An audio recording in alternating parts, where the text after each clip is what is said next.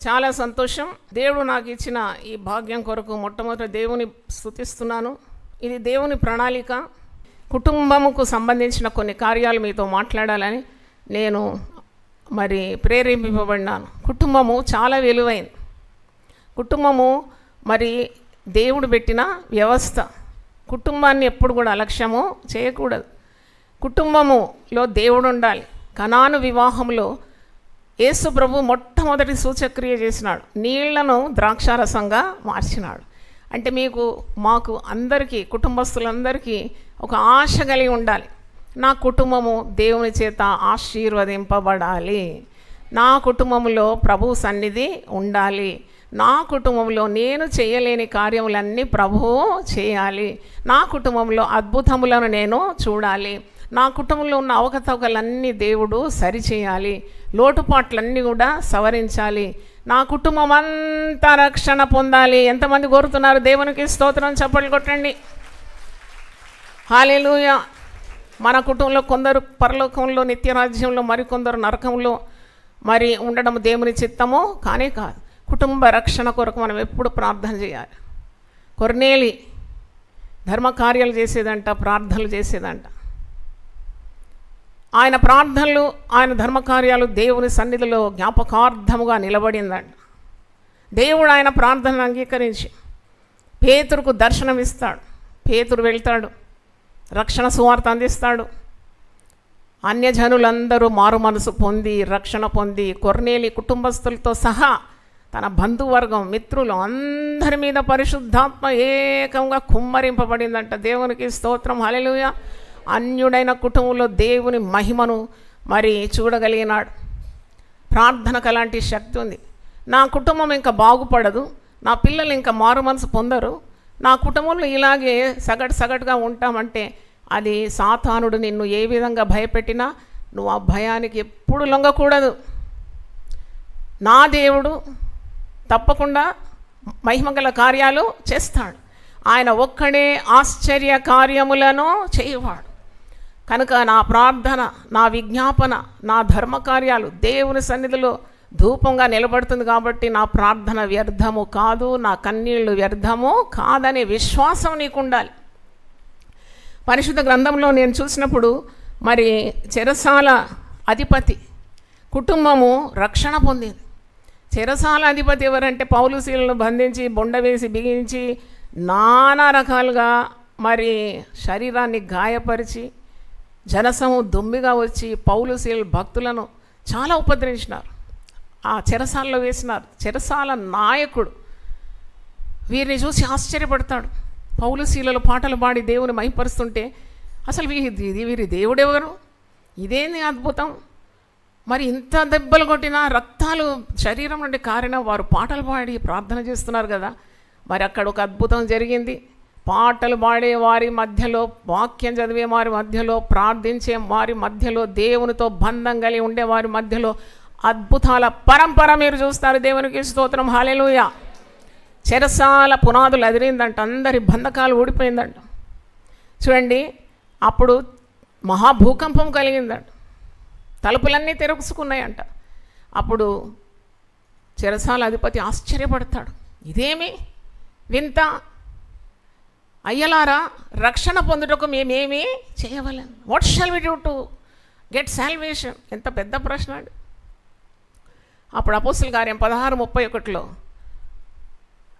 పౌలు అంటాడు, ప్రభు అయిన యేసు క్రీస్తునందు విశ్వాసం ఉంచుము, అప్పుడు నీవును నీ ఇంటి వారందరూ రక్షణ పొందుతారు. నాయన నీకు స్తోత్రం, హల్లెలూయా. అయ్యో నా భర్త మారు మనసు పొందలేదు, అయ్యో నా పిల్లలు ప్రభు సన్నిధికి రావడం లేదు, అయ్యో ఏమైపోతుంది, అయ్యోలన్నీ కొట్టేయాలి. దేవునికి స్తోత్రం. నువ్వు నమ్మిన ఎడల దేవుని మహిమను చూస్తావు. నమ్ముట నీ వలనైతే నమ్మువానికి సమస్తము సాధ్యమే, మీకు అసాధ్యమైనది ఏది ఉండదని యేసు ప్రభు తన శిష్యులతో జనసంతో చెప్పినాడు. కాబట్టి నువ్వు నమ్మాలి. తర్వాత జక్కయ్యకు ఒక ఆశ. ఏం ఆశ అంటే, ఏదో కుటుంబంలో రక్షణ కార్యం జరగాలని ఆశించలేదు, కానీ ఎలాగైనా యేసు ఎవరో అని చూడగోరినాడు. మేడి చెట్టు ఎక్కినాడు. మేడి చెట్టు ఎక్కడం అంత సులభం కాదు. ఎక్కుతుంటే ఒక్క అడుగు ఎక్కితే 10 అడుగులు జారుతారట. ఎర్ర ఎర్ర చీమలు, నల్ల నల్ల గండు చీమలు ఉంటాయంట, కుడతాయంట అవి.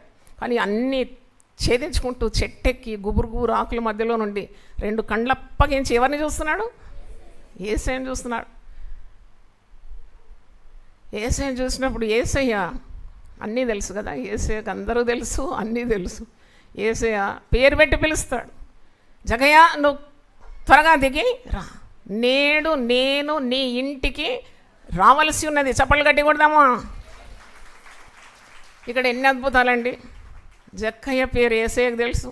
జక్కయ్య ఎంత విభ్రాంతి పొందినాడో మీరు అర్థం చేసుకోండి. అసలు నేను రహస్యంగా మరి యేసుప్రభుని చూడాలంటే పరస్యంగా నా పేరు పెట్టి పిలుస్తున్నాడు అని చెప్పి హుటాహుటిన దిగి వచ్చి ఇంటికి యేసుప్రభు తీసుకొని వెళ్ళినాడు. అక్కడ యేసుప్రభు గొప్ప బంగారు మాట చెప్తాడు, నేడు ఈ ఇంటికి రక్షణ వచ్చినాయి. చప్పలు గట్టి కొట్టి దేవుని స్తుతించండి. నువ్వు ఎప్పుడు భయపడదు. నువ్వు భయపడుతున్న కొలది, నీ పిరికితనం కొలది సాతానుడు వాడు నీకు ఆ ఇంటిలో గొప్ప కార్యాలు చేస్తుంటాడు, మహాకార్యాలు చేస్తాడు. అని అణగదొరకాలి. Stamp him down, put your feet down on Satan. ఇవన్నీ నీకు జ్ఞాపకం చేస్తున్నాను, ఎందుకంటే నువ్వు ఆశ విడుచుకోవద్దు. నీకున్న పిల్లలను దేవుడు అనుగ్రహిస్తాడు. నీ మధ్యలోని పిల్లలను నేను ఆశీర్వదించి ఉన్నాను. నీ గుమ్మముల గడియలు నేను బలపరిచి ఉన్నాను. నీ సరిహద్దుల్లో నేను సమాధానం ఇస్తాను. మంచి గోధుమలతో నిన్ను తృప్తిపరుస్తాను. దేవుడు చెప్పే మాట వట్టి మాటలా? చెప్పండి గట్టిగా. కానే కాదు. దేవుడు చెప్పిన ప్రతి మాట, ప్రతి వాగ్దానము, మరి పరిశుద్ధ గ్రంథంలో ఉన్న ప్రతి మాట కూడా పుట్టము వేయబడిందండి. ఆయన ఆశ్రయించే నరుడు ధన్యుడనే వాక్యంలో ఉంది.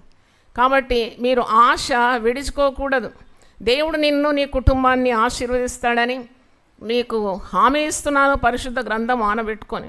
చూడండి, యెహోషువను దేవుడు దీవించినాడు. యెహోషువ చేసిన మరి మహాపరాక్రమ కార్యాలు పరిశుద్ధ గ్రంథంలో ఉంది.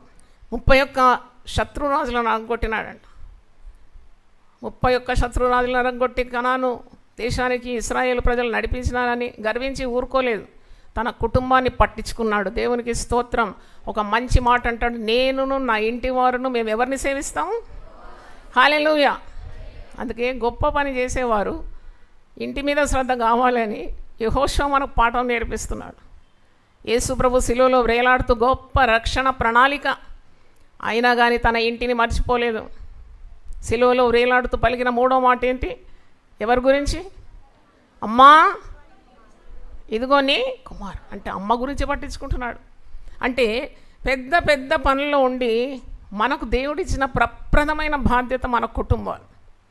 ఆ కుటుంబాల రక్షణ కొరకు, కుటుంబాలు వెలుగులో నడుచుకోవడానికి, సర్వ సత్యంలో నడుచుకోవడానికి, సాక్షులుగా ఉండడానికి, నిత్యరాజ్యానికి వారసులగుటకు కుటుంబంలో ఉన్న ప్రతి వ్యక్తి కొరకు నువ్వు ఉదయం లేచి ప్రభు పాదాల దగ్గర ప్రార్థన చేసి వారిని నరకం నుండి రక్షించే బాధ్యత నీకున్నది. హల్లెలూయా. నువ్వేదో గొప్ప చేసినావని చెప్పి కాదు. నువ్వు పరలోకంలో ఉంటే సరిపోదు. నువ్వు నీ ఇంటి వారందరూ ప్రభువుని అంగీకరించాలి. కాబట్టి ఇది జ్ఞాపకం చేసుకోండి. కుటుంబంలో ఒక్కరు దారి తప్పితే ఆ కుటుంబం మీదకి కీడు, శాపం వస్తుంది. గెహజీ దారి తప్పినాడు. మంచి పోస్టింగ్ అండి గెహజీకి. దైవజనుని దగ్గర ట్రెషరర్గా పనిచేస్తున్నాడు, పర్సనల్ అసిస్టెంట్గా పనిచేస్తున్నాడు. ఎలీషా దగ్గర ఉన్నాడు, ద సెకండ్ ఇన్ చార్జ్ అన్నమాట. ఎంత మంచి రాయల్ పొజిషన్ కదా. చాలామందికి ఈ విలువ తెలియదు. దేవుడు ఎంత స్థాయి ఇచ్చినా ఆ విలువను పోగొట్టుకుంటారు. గెహజీకి దైవ కార్యాలు చేసే భాగ్యం ఉన్నది, అద్భుతాలు చూసే భాగ్యం ఉంది. దేవుని సేవకుడు ప్రవక్త అయిన ఎలీషా దగ్గర స్థానం ఉన్నది, కానీ ఆ స్థానం అంతా పోగొట్టుకున్నాడు. ధనాశ కీడునకు మూలం. దురాశ గర్భం ధరించి పాపమును కంటుందంట. పాపము పరిపక్వమై మరణాన్ని కంటుందంట. పరిగెత్తినాడు రథవేగంలో పరిగెత్తి నయమాను కుష్టంతా ఇంటికి తెచ్చినాడు. ఎంత శాపం తెచ్చుకున్నాడు ఇంటికి. తనకు కుష్టు, తన ఇంటి వారికి కుష్టు, అది తరతరములకు ఆ కుష్టు నిలిచి ఉండునంటున్నాడు. కాబట్టి మనకు ఇచ్చిన కుటుంబాలను చాలా జాగ్రత్తగా మెలగాలి. అదొక కాలింగ్. నన్ను అడిగితే అందరూ అంటారు సువార్త సేవ చేయడానికి కాలింగ్ అని. నేనైతే పరిశుద్ధాత్మ ద్వారా గ్రహించినాను, ఒక తల్లిగా ఉండడానికి నీకు ఒక కాలింగ్ ఉన్నది. దేవునికి స్తోత్రం. నీకు భార్యగా ఉండడానికి ఒక కాలింగ్ అది. నీకు తండ్రిగా ఉండడానికి ఒక కాలింగ్ అది. నీవు నీ భార్యకు భర్తగా ఉండడానికి ఒక పిలుపు అది, అవునా కదా? ఎందుకంటే కుటుంబాలు ఎవరు స్థాపించినారు? ఇంగ్లీష్లో అంటారు marriages are made in heaven. ఒక కుటుంబం వ్యవస్థలో భర్త ఎలా ఉండాలి, భార్య ఎలా ఉండాలి, పిల్లలు ఏ విధంగా ప్రవర్తించాలని పరిశుద్ధ గ్రంథంలో సువర్ణాక్షరాలతో రాసి ఉంది. ఎఫెసీ పత్రిక 5వ అధ్యాయంలో మరి మీరు సగటు నుండి చదివితే భార్య భర్తకు ఏం కావాలంట చెప్పండి, నోరు తెరిసి లోబడాలంట. మీరు లోబడతలేరు, అందుకే ధైర్యం లేదు మీకు చెప్పడానికి. లోబడాలని గట్టిగా చెప్పండి. స్త్రీలు భార్య భర్తకు ఏం చేయాలి? లోబడ. యజమానుడు శారా ఏం చేసిందంటే భర్తను ఏమని పిలిచింది? నా యజమానుడు. ఎంత అందం అండి! భర్త పురుషాహంకారంతో భార్యను కాళ్ళు కింద తేలిలాగా నలిపేయకూడదు, కానీ భార్యను తన సొంత శరీరంగా ఏం చేయాలి? ప్రేమించాలి. The husband has a duty to love the wife and the wife has the command to obey her husband. ఎంత అద్భుతంగా ఉంటుంది ఈ ప్రణాళిక, ఈ ఫార్ములా మన కుటుంబంలోకి మనము ఆహ్వానిస్తే ఎంత బాగుంటుంది. అందుకే దేవుని మాట శ్రద్ధగా వింటే భూప్రజలందరికంటే నన్ను ఏం చేస్తాడంట? హెచ్చిస్తాడంట. హల్లెలూయా. పిల్లలు ఏ విధంగా ఉండాలి? పరిశుద్ధ గ్రంథంలో ఉంది. పిల్లలు తల్లిదండ్రులను ఏం చేయాలి? సన్మానించాలి. Honour your parents so that your life will be extended on earth. You will be fruitful in all your attempts. నువ్వు ఏ పని చేసినా దాంట్లో నీకు ఫలం కావాలంటే నీవు తల్లిని తండ్రిని ఏం చేయాలి? సన్మానించాలి. దాసులు ఎలాగ ఉండాలి, యజమానులు ఏ విధంగా ఉండాలి, భార్యలు ఎలా ఉండాలి, పురుషులు ఎలాగ ఉండాలి, పిల్లలు ఏ విధంగా ఉండాలి, అన్ని రకాల బోధలు పరిశుద్ధ గ్రంథంలో ఉంది. కాబట్టి ఇలాగో ఫ్యామిలీ రిట్రీట్ ప్రతి సంఘము ఆర్గనైజ్ చేసి ఏదో సంవత్సరానికి ఒకసారి కాదు, నన్ను అడిగితే నెలకొక ఫ్యామిలీ రిట్రీట్ పెట్టాలి. ఎందుకంటే కుటుంబాలు పాడైపోతుంది. సాతానుడు కుటుంబాల మీద దాడి చేస్తున్నాడు. ఎక్కడ చూసినా నెమ్మది లేదు, కుటుంబాలు విడిపోతుంది. మొన్న ఒక ముసలి జంట విడిపోయినారండి. వాళ్ళు వచ్చినారు నా దగ్గర కౌన్సిలింగ్. పెళ్ళై 45 ఏళ్ళు అయిందంట. అది 45 ఏళ్ళు కలిసి బతికినారు కదా, ఇప్పుడు మీకేం దాపురించింది? ఈ సమయంలో అబ్బా ఇప్పుడన్నా విడిపోతానమ్మా అని అంటుంది. ఇప్పుడైనా నాకు నా స్వాతంత్రం కావాలంటుంది. అంటే చూడండి, యెహోవా ఇల్లు కట్టని ఎడల అని కట్టువాని ప్రయాసము వ్యర్థం. కుటుంబాలు బాగుండాలంటే, కుటుంబాలు మరి దేవుని మాటలకు లోబడాలంటే ఒక భక్తిగల కుటుంబంగా మా కుటుంబాన్ని తీర్చిదిద్దుమని ప్రార్థన చేయాలి. మరి ఎక్కడైనా ఉందా? నేను బాగా ఆలోచించాను, ఏదైనా పర్ఫెక్ట్ కుటుంబం ఉందా అని.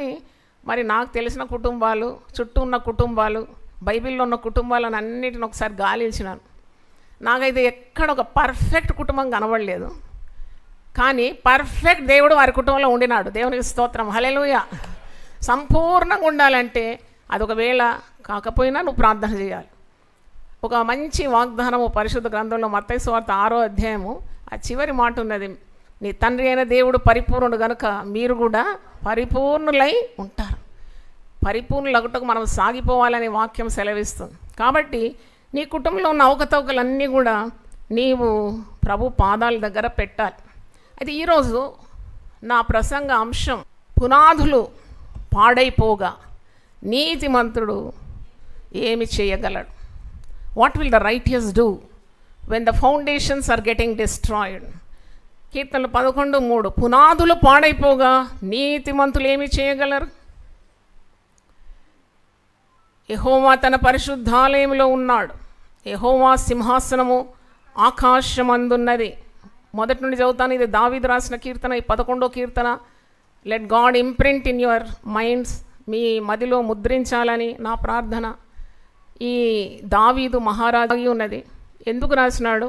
ఏ సందర్భంలో రాసినాడు అంటే చాలా భయపడుతున్న సమయంలో దేవుని శరణ చూస్తున్నాడు. నేను ఎక్కడి నుండైనా మరి నాకు సహాయం వస్తుందా అని ఎదురు చూస్తున్నాడు. ఈ పరిస్థితులు తట్టుకోలేకుండా నేను పారిపోతే బాగుండు, నేను ఎక్కడికైనా పారిపోవాలి, ఎక్కడైనా ఏకాంత మరి స్థలాల్లో నేను వెళ్ళిపోవాలి, ప్రజల మధ్య నేను ఉండలేను, ఈ భయము, ఈ మరణ భయము, ప్రాణ భయము నన్ను వేధిస్తుంది అనే సందర్భంలో రాసిన కీర్తన. అబ్షాలోము కన్న కుమారుడి తన ప్రాణాన్ని వేటాడుతున్నాడు, తన శత్రువు సౌలు రాజు వేటాడుతున్నాడు, ఎంతోమంది విరోధులు కారణం లేక అతని బాధిస్తున్నారు. నిర్నిమిత్తముగా అతన్ని వేధించేవారు తల వెంట్రుకల కంటే ఎక్కువగా ఉన్నారంట. మరి అటువంటి పరిస్థితుల్లో దావీదు ఎప్పుడు కూడా దేవుణ్ణి ఆశ్రయించినాడు. దేవుడు నాకు ఆశ్రయమును దుర్గమునై ఉన్నాడు, ఆపత్కాలంలో ఆయన నాకు నమ్ముకొనదగిన సహాయకుడు. మీకు మంచి వాక్యం మీ చెవులకు వినబడితే గట్టి చప్పట్లు కొడతా ఉండి నేను ఆనందించుడి, మరల చెప్పుదును ఆనందించుడి, ప్రభువునందు ఆనందించుడి. అయితే 11వ కీర్తనలో యెహోవా శరణుజొచ్చి ఉన్నాను, పక్షి వలె నీ కొండకు పారిపోము అని మీరు నాతో చెప్పుట ఎలా. ఇతనికి సలహా ఇచ్చేవారు కూడా ఉన్నారు. మనకి ఏదైనా ఇబ్బంది వస్తే, ఫ్యామిలీ ప్రెషర్స్, టెన్షన్స్ ఏదైనా వస్తే మనల్ని ఉద్ధరించడానికి కాదు, మనకు సలహా ఇచ్చడానికి చాలామంది ఉంటారు కదా. నువ్వు ఇలా చేయి, నువ్వు అలా చేయి, పైసా సహాయం కూడా చేయరు. కానీ ఇక్కడ కూడా సలహాదారులు ఉన్నారంట. ఎందుకురా నీకు బతుకు, పారిపో, ఎక్కడ పారిపో, కొండకు పారిపో అని మీరు నాతో ఎందుకు చెప్తున్నారు? అప్పుడు దావీదు అంటున్నాడు, దుష్టులు విల్లెక్కు పెట్టి ఉన్నారు, చీకటిలో యథార్థ హృదయాల మీద వేయుటకై తమ బాణములు వారి యందు సంధించి ఉన్నారు. దుష్టులు ఎప్పుడు కూడా నీతిమంతుల మీద విల్లెక్కు పెట్టి ఉంటారు. దుష్టులకు నీతిమంతులు అంటే గిట్టదు. మీకు ఈరోజు మీ కుటుంబాలకు శత్రువులు ఎవరైనా అంటే పెద్ద వింత కార్యం కాదు అది. భక్తుల పక్కనే ఉంటారు భక్తిహీనులు, దేవుడు వాడుకునే వ్యక్తుల దగ్గరనే ఉంటారు విరోధులు. చంపడానికి చూస్తారు. చంపలేదా మొన్న? ఎవరిని చంపినారు? వెరీ గుడ్, చార్ల్స్ కిర్క్ 31 సంవత్సరం, 31, age 31, very handsome, tall, well built, educated, wise, he can answer any question. ఎటువంటి విరోధికి కూడా తగిన మరి సమాధానం పరిశుద్ధ గ్రంథం నుండి ఇవ్వగలడు. అలాంటి ఒక దీప స్తంభాన్ని ఏం చేసినారు? పడగొట్టేసినారు. ఎందుకు ఇలాగూ భక్తులు పీడింపబడుతున్నారు? ఎప్పుడైనా మీరు ఆలోచించినారా? ఎందుకు భక్తులను వేధిస్తారు భక్తిహీనులు? భక్తిహీనులకు నీతి అంటే గిట్టదు, మంచితనం అంటే గిట్టదు, వారి దుష్కార్యము బయటికి రావడం వారికి ఇష్టం లేదు, వారిని ఎవరైనా హెచ్చరించడం ఇష్టం లేదు, వారి దుర్మార్గాన్ని మరి ఎవరైనా ఎదిరిస్తే వారి మీద ఏముంటుందో వాళ్లకు కోపం. అందుకే చీకటిని ప్రేమిస్తారు భక్తిహీనులు, వెలుగును ప్రేమిస్తారు భక్తులు. లోకానికి మీరేమై ఉన్నారు? లోకానికి మనల్ని వెలుగుగా చేసినాడు, మనల్ని ఉప్పుగా చేసినాడు. ఎంత అద్భుతం ఇది! కానీ వెలుగును ద్వేషిస్తుంది లోకం. ఎందుకంటే వారి కార్యాలు ఎటువంటివి? చీకటివి. చీకటిలోనే వారి చీకటి కార్యాలు జరుగుతుంది. చీకటి కార్యాలు జరగాలని వారు చీకటినే ప్రేమిస్తారు, వెలుగునొద్దకు రారంట. ఈ మాట మీకు గుర్తు చేస్తాను. ఎందుకు భక్తులకు శ్రమ వస్తుంది, ఎందుకు దేవుని సేవకుల కుటుంబాలకు ఉపద్రవం కలుగుతుంది, దాని జవాబు మీకు ఇస్తాను. యోహాను సువార్త 3వ అధ్యాయము 19 చూడండి. ఆ తీర్పు ఇదే, వెలుగు లోకంలోనికి వచ్చెను గాని తమ క్రియలు చెడ్డమైనందున మనుషులు వెలుగును ప్రేమింపక చీకటినే ప్రేమించిరి. దుష్కార్యము చేయు ప్రతివాడు వెలుగును ద్వేషించును, తన క్రియలు దుష్క్రియలుగా కనపడకుండునట్లు వెలుగునొద్దకు రాడు. వాడు రాడు, నువ్వు ఎంత పిలిచినా ద్వేషిస్తాడనమాట. వెలుగునొద్దకు వాడు రాడు. సత్యవర్తనుడైతే తన క్రియలు దేవుని మూలంగా చేయబడి ఉన్నవని ప్రత్యక్షపరచబడినట్లు వెలుగునొద్దకు వచ్చు. అందుకే వెలుగును ద్వేషిస్తారు. వెలుగు లేకుంటే బాగుండునని దుష్టులు వన్నాగాలు వన్నుతారు. ఎలాగైనా వెలుగును అంతమొందించాలని ప్రయత్నిస్తారు. ఈ లోకాన్ని జయించినాడు యేసు ప్రభు, తండ్రి చిత్తాన్ని నెరవేర్చినాడు. లోకం ఆయనను ద్వేషించింది. ఆయనను ద్వేషించిన లోకము మనల్ని ప్రేమిస్తుందని హామీ ఏమీ లేదు. లోకం చేత మీరు ద్వేషించబడినప్పుడు మీరు ఇది భాగ్యమని అనుకోవాలి. నా నిమిత్తం జనులు మేము నిందించి హింసించి అబద్ధంగా చెడ్డ మాటలెల్లా మీ మీద పలుకున్నప్పుడు మీరు ధన్యులు, పరలోకంలో మీ ఫలము అధికము. కాబట్టి కుటుంబాల మీద ద్వేషము తప్పకుండా మరి దుష్టులకు కలుగుతుంది. కొందరు మీకు కీడు చేయాలని ఎంచుతారు, మిమ్మల్ని పడగొట్టాలని ఎంచుతారు, మిమ్మల్ని నాశనం అందించాలని ఎంచుతున్నారు. ఇప్పుడు దావీదుకు ఎలాంటి సమస్యలు ఉన్నాయి చూడండి. మహారాజైనా నెమ్మది లేదు. కొందరు అంటారు మాకు అన్నీ ఉందమ్మా, మాకు దేవుడు ఏం తక్కువ చేయలేదు. కానీ ఒకటి లేదమ్మా, ఏం లేదు, మనశ్శాంతి లేదు, నెమ్మది లేదు, సమాధానము లేదు. మరి ఏం లాభం? అందుకే 11వ కీర్తన చూసినప్పుడు తన సన్నిహితులు అంటారు, పారిపో, ఇక్కడ నుండి వెళ్ళిపో, పారిపో, ఎక్కడన్నా కొండకి వెళ్ళిపో, నీ బాధలు మేము చూడలేము, నువ్వు అనుభవించలేవు కాబట్టి వెళ్ళిపోమంటే అప్పుడు అంటున్నాడు దావీదు 3వ వచనం, పునాదులు పాడైపోగా నీతిమంతులు ఏమి చేయగలరు? when the foundations get destroyed, what will the righteous do? ఇప్పుడు ఉన్న పరిస్థితికి చాలా సరిపోయిందని అనిపిస్తుంది. పునాదులన్నీ పాడైపోతుంది, కుటుంబాల పునాదులు అదిరిపోతుంది, భక్తులు కూడా తాళలేకపోతున్నారు వారి జీవితాల్లో వచ్చే సమస్యలను. పాపము ప్రతి కుటుంబంలో ప్రవేశిస్తుంది. ఆ పాపాన్ని ఏ విధంగా గెంటివేయాలనో, ఏ విధంగా దాన్ని జయించాలనో అర్థం కావడం లేదు కుటుంబంలో. కరోనా వచ్చినప్పుడు, కోవిడ్ వచ్చినప్పుడు అందరూ వణికి చచ్చినారు అందరూ. అమ్మో ఇది అంటుకుంటుంది అంటుకోకుండా ఏం ప్రయత్నాలు చేయాలి. మరి పాపం అంతకంటే భలే భయంకరమైంది కాదా? కోవిడ్ కంటే గొప్పది కాదా పాపం? అది వస్తుంటే ఆ వైరస్ మీకు సోకుతుంది, మీ పిల్లలకు సోకుతుందనే జాగ్రత్త ఎందుకు లేదని నేను అడుగుతున్నాను. నువ్వు మూతికి బట్ట కడుపుతున్నావు, చేతులకు శానిటైజ్ చేసి చేతుల చర్మం ఊడిపోయేదాకా శానిటైజేషన్ రాసుకున్నావు, ఇన్ని భద్రతలు చేసిన పాపం అంతకంటే పెద్ద వైరస్ కాదా? అందుకే ఇలాంటి రిట్రీట్స్ కుటుంబాలకు ప్రత్యేకమైన ఉపదేశాలు ఇవ్వడానికి యునైటెడ్ పీపుల్ ఫెలోషిప్లో ప్రతి నెల మొదటి ఆదివారం కుటుంబ ఆదివారంగా మేము పరిగణించి కుటుంబం గురించిన సత్యాలే చెప్తూ ఉంటాం. హల్లెలూయా. కుటుంబం అనేది క్రీస్తు అనే పునాది మీద కట్టబడాలి. ఆ బండ క్రీస్తే. బుద్ధిమంతుడు బాంగ్ ఫౌండేషన్. కష్టాలు రావా, దుఃఖం రాదా, రోగం రాదా, ఆర్థిక ఇబ్బందులు రాదా, భయాలు రావా మనిషికి? ఇవన్నీ కుటుంబాల మీద గాలి కొట్టినట్టు కొడతాయి, తుఫాను కొట్టినట్టు.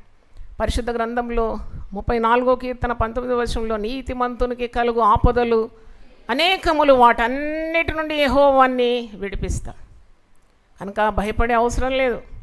చూడండి, దావీదు అంటున్నాడు, పునాదులు పాడైపోతే నీతిమంతుడు ఏమి చేయగలడు? కానీ దావీదు అంటున్నాడు, విశ్వాసంతో అంటున్నాడు, యెహోవా తన పరిశుద్ధాలయంలో ఉన్నాడు. My God is in the heavens. సర్వోన్నతమైన స్థలంలో ఉన్నాడు నా దేవుడు. నాకు సహాయం అక్కడి నుండి వస్తుంది. విశ్వాసం. యెహోవా సింహాసనం ఆకాశమందున్నది. అవును, ఆయన మరి సింహాసనాసీనుడైన దేవుడు, పరమందున్నవాడు, ఆయన మహోన్నతుడు, ఆయన దీనులను లక్ష్యపెట్టే దేవుడు, కనికరం గల దేవుడు, ఆయన ప్రేమగల దేవుడు, జాలిగల దేవుడు. నేను మొరపెడితే నేను ఉన్నానని పలికే దేవుడు అని వారికి జవాబిస్తున్నాడు. ఆయన ఎలాంటి దేవుడు? నేను ఎప్పుడు ఏదైనా పెద్ద సమస్య వస్తే 2 మాటలు పలుకుతాను. God is in control, God is on the throne. పలకండి మాట. God is in control, God is on the throne. దేవుడు సింహాసనాసీనుడు అయిన దేవుని దాటుకుంటూ నా దగ్గర ఏ సమస్య రాదనే గొప్ప గట్టి బండ విశ్వాసం, గట్టి విశ్వాసం. దేవుని దాటుకుంటూ నా దగ్గర ఏది రాదు. అన్నిటి మీద ఆధిపత్యం గల దేవుడు నాలో ఉన్నాడు, నాకు తోడుగా ఉన్నాడు. ఆయన సింహాసనాసీనుడైన దేవుడు. నీతి న్యాయములు ఆయన సింహాసనానికి ఆధారం. నాకు అన్యాయం జరిగినా, అవినీతి కార్యాలు నేను ఎదుర్కోవాల్సి వచ్చినా, దుష్టులను ఎదుర్కోవాల్సి వచ్చినా, అక్రమం ఎదుర్కోవాల్సి వచ్చినా నిఠారుగా నిలబడాలి నేను. ఎందుకంటే నాలో ఉన్నవాడు ఈ లోకంలో ఉన్నవానికంటే గొప్పవాడు. హల్లెలూయా, హల్లెలూయా, హల్లెలూయా. ఆయన నరులను కన్నులారా చూచుచున్నాడు. హాగరు దేవునికి ఒక పేరు పెట్టింది, చూచుచున్న దేవుడవు నీవే. స్త్రీలకు చాలా గొప్ప స్థానం ఉంది బైబిల్లో. నేను 1000 నామాలు ప్రభు కృప ద్వారా లోకానికి అందించినాను ఒక 20 సంవత్సరాల ముందు. అది ఇప్పుడు కూడా అందరి చేతుల్లో ఉంది, 1000 నామముల పుస్తకం. దాంట్లో హాగరు ఒక స్త్రీ దేవునికి పేరు పెట్టింది, చూచుచున్న దేవుడవు నీవే. తర్వాత ఆయన నరులను కన్నులారా చూస్తున్న తన కనుదృష్టి చేత ఆయన వారిని పరిశీలించుచున్నాడు. ఇది అండర్లైన్ చేసుకోండి. నీ బాధ ఎవరు చూడరండి. నేను చెప్తున్నాను కదా, నువ్వు అనుకుంటావు నీ భర్త లేక నీ భార్య సంపూర్ణంగా నేను అర్థం చేసుకుంటావు. కాని పని అది, కాని పని. Don't expect much. వాళ్ళకి నీ దర్శనం అర్థం కాదు, నీ పవిత్ర ప్రవర్తన అర్థం కాదు, నీ ఉద్దేశములు అర్థం కాదు, నువ్వెంత కష్టపడుతున్నావు కుటుంబానికి అది అర్థం చేసుకోరు, నీ శరీరంలో ఉన్న రుగ్మతలు వారికి అర్థం కాదు. There is no point in crying. మా ఆయన అర్థం చేసుకుంటలేడు, ఆయన అంటాడు మా ఆవిడ నన్ను అర్థం చేసుకుంటలేదు. అందుకే చెప్తున్నా ఇవన్నీ. ఆయన అంటాడు మా ఆవిడ అస్సలు నన్ను అర్థం చేసుకోవడం లేదండి. ఇద్దరు కలిసి అంటారు మా పిల్లలు అస్సలు మమ్మను అర్థం చేసుకుంటా. మిమ్మల్ని ఎవరు అర్థం చేసుకోవాలండి? ఈ దేవుడు అర్థం చేసుకుంటే చాలు. దేవునికి స్తోత్రం, హల్లెలూయా. ఆయన కనుదృష్టి నీ మీద ఉంది. నీతిమంతుల మొరకు ఆయన చెవులు ఒగ్గి ఉన్నాయంట. నీతిమంతుల మీద ఆయన కనుదృష్టి ఉన్నదంట. ఎవరు అర్థం చేసుకుంటారండి? అర్థం చేసుకొని నీకు ఏమైనా మెడల్ ఇస్తారా? అర్థం చేసుకొని నీకు పుష్పగుచ్చం ఇస్తారా? లేక శాలువ కప్పుతారా? నువ్వు చాలా కష్టపడుతున్నావు ఈ కుటుంబంలో, అస్సలు పట్టించుకోరు. నన్ను అడిగితే పట్టించుకోరు. And you don't expect anything from your family members. You do your job well. We are here not to question why, but to do our duty well and die and go to the Lord. దేవుని స్తోత్రం. ఇక్కడ ఎవరో నిన్ను ప్రశంసించాలి, నా కుటుంబంలో ఎవరు నన్ను గుర్తించడం లేదంటే నువ్వు మోసపోతావు, నువ్వు వెనకకైపోతావు, నువ్వు నిర్వీర్యం అయిపోతావు. ఎవరు నన్ను పట్టించుకున్నా, ఎవరు నన్ను గుర్తించినా గుర్తించకపోయినా నాకున్న పిలుపు ఒక భార్యగా ఉన్న పిలుపు, నాకున్న పిలుపు ఒక సేవకురాలుగా ఉన్న పిలుపు, నాకున్న పిలుపు ఒక తల్లిగా ఉన్న పిలుపు. మంచి పోరాటము పోరాడాలి. నాతో ఎంతమంది అంగీకరిస్తారు? మంచి పోరాటం పోరాడాలి. పలకండి మాట. ఎవరో నీకు సర్టిఫికేట్ ఇవ్వడానికి కాదు, ఎవరో నీ మంద ముందు నిన్ను ప్రశంసించడానికి కాదు. నీకు దేవుడు ఒక పని అప్పగించినాడు, నీకు దేవుడు తలాంతులు ఇచ్చినాడు, నీకు దేవుడు ఒక సామర్థ్యం ఇచ్చినాడు, నీకు ఆయన పరిశుద్ధతని ఇచ్చినాడు, ఆయన నీలో ఉన్నాడు, నీకు రక్షణ ఇచ్చినాడు, ఈ చీకటి నుండి అంధకారం నుండి ఆశ్చర్యకరమైన వెలుగులోకి నడిపించినాడు. ఆయన గుణాతిశయములను ప్రచురం చేయ నిమిత్తం రాజులుగా యాజకులుగా ఏర్పరచబడిన వంశుగా విలువైన సొత్తుగా నేను తీర్చిదిద్దాను. ఇంకేం కావాలి నీకు? What do you want more? I don't want more అనండి.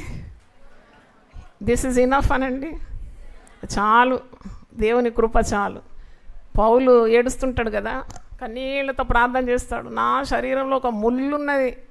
ఏ ముళ్ళు అని ఇంతవరకు నా తల బద్దలు కొట్టుకొని నాకు అర్థం కాలేదు. ఏం ముళ్ళు ఉంటుంది? గొప్ప భక్తుడు, అపోస్తలుడు, 14 లేఖనాలు రాసినాడు, చెరసాల అనుభవించినాడు, మిషనరీ దండయాత్రలు చేసినాడు, దేవుని చిత్తాన్ని సంపూర్ణం చేసినాడు, తను జాలించినాడు, శిరచ్ఛేదనం చేత పరలోక రాజ్యానికి వెళ్ళిపోయినాడు. మరి ఏం కావాలి ఇతనికి? పౌలుకు ముళ్ళేమున్నది? నాకు అనిపిస్తుంది కుటుంబమే అనిపిస్తుంది నాకు. ఎందుకంటే కుటుంబం గురించి ఎక్కడ ప్రసక్తి లేదు. చాలా చూసినాను. భార్య గురించి ఎక్కడ చెప్పినాడా? చెప్పండి, ఎక్కడ చేసే రెఫరెన్స్ చెప్పండి నాకు. పిల్లల గురించి చెప్పినాడా? ఏదో ప్లాట్ఫామ్ అది పుల్పిట్ మీద తెచ్చి ఇది నా పిల్లలు, వీరు నా మనమళ్ళు, వీరి భార్య, ఈ అందమైన పిల్లలను దేవుడు ఇచ్చి ఎక్కడని చెప్పినాడా? ఆయన పానార్పణగా ఆయన తను తాను పారవేయబడినాడంట. దేవునికి స్తోత్రం, హల్లెలూయా. నాకు బ్రతుకుటైతే క్రీస్తు, చావైనా లాభం. నేను గురి యొద్దకే పరిగెత్తాను.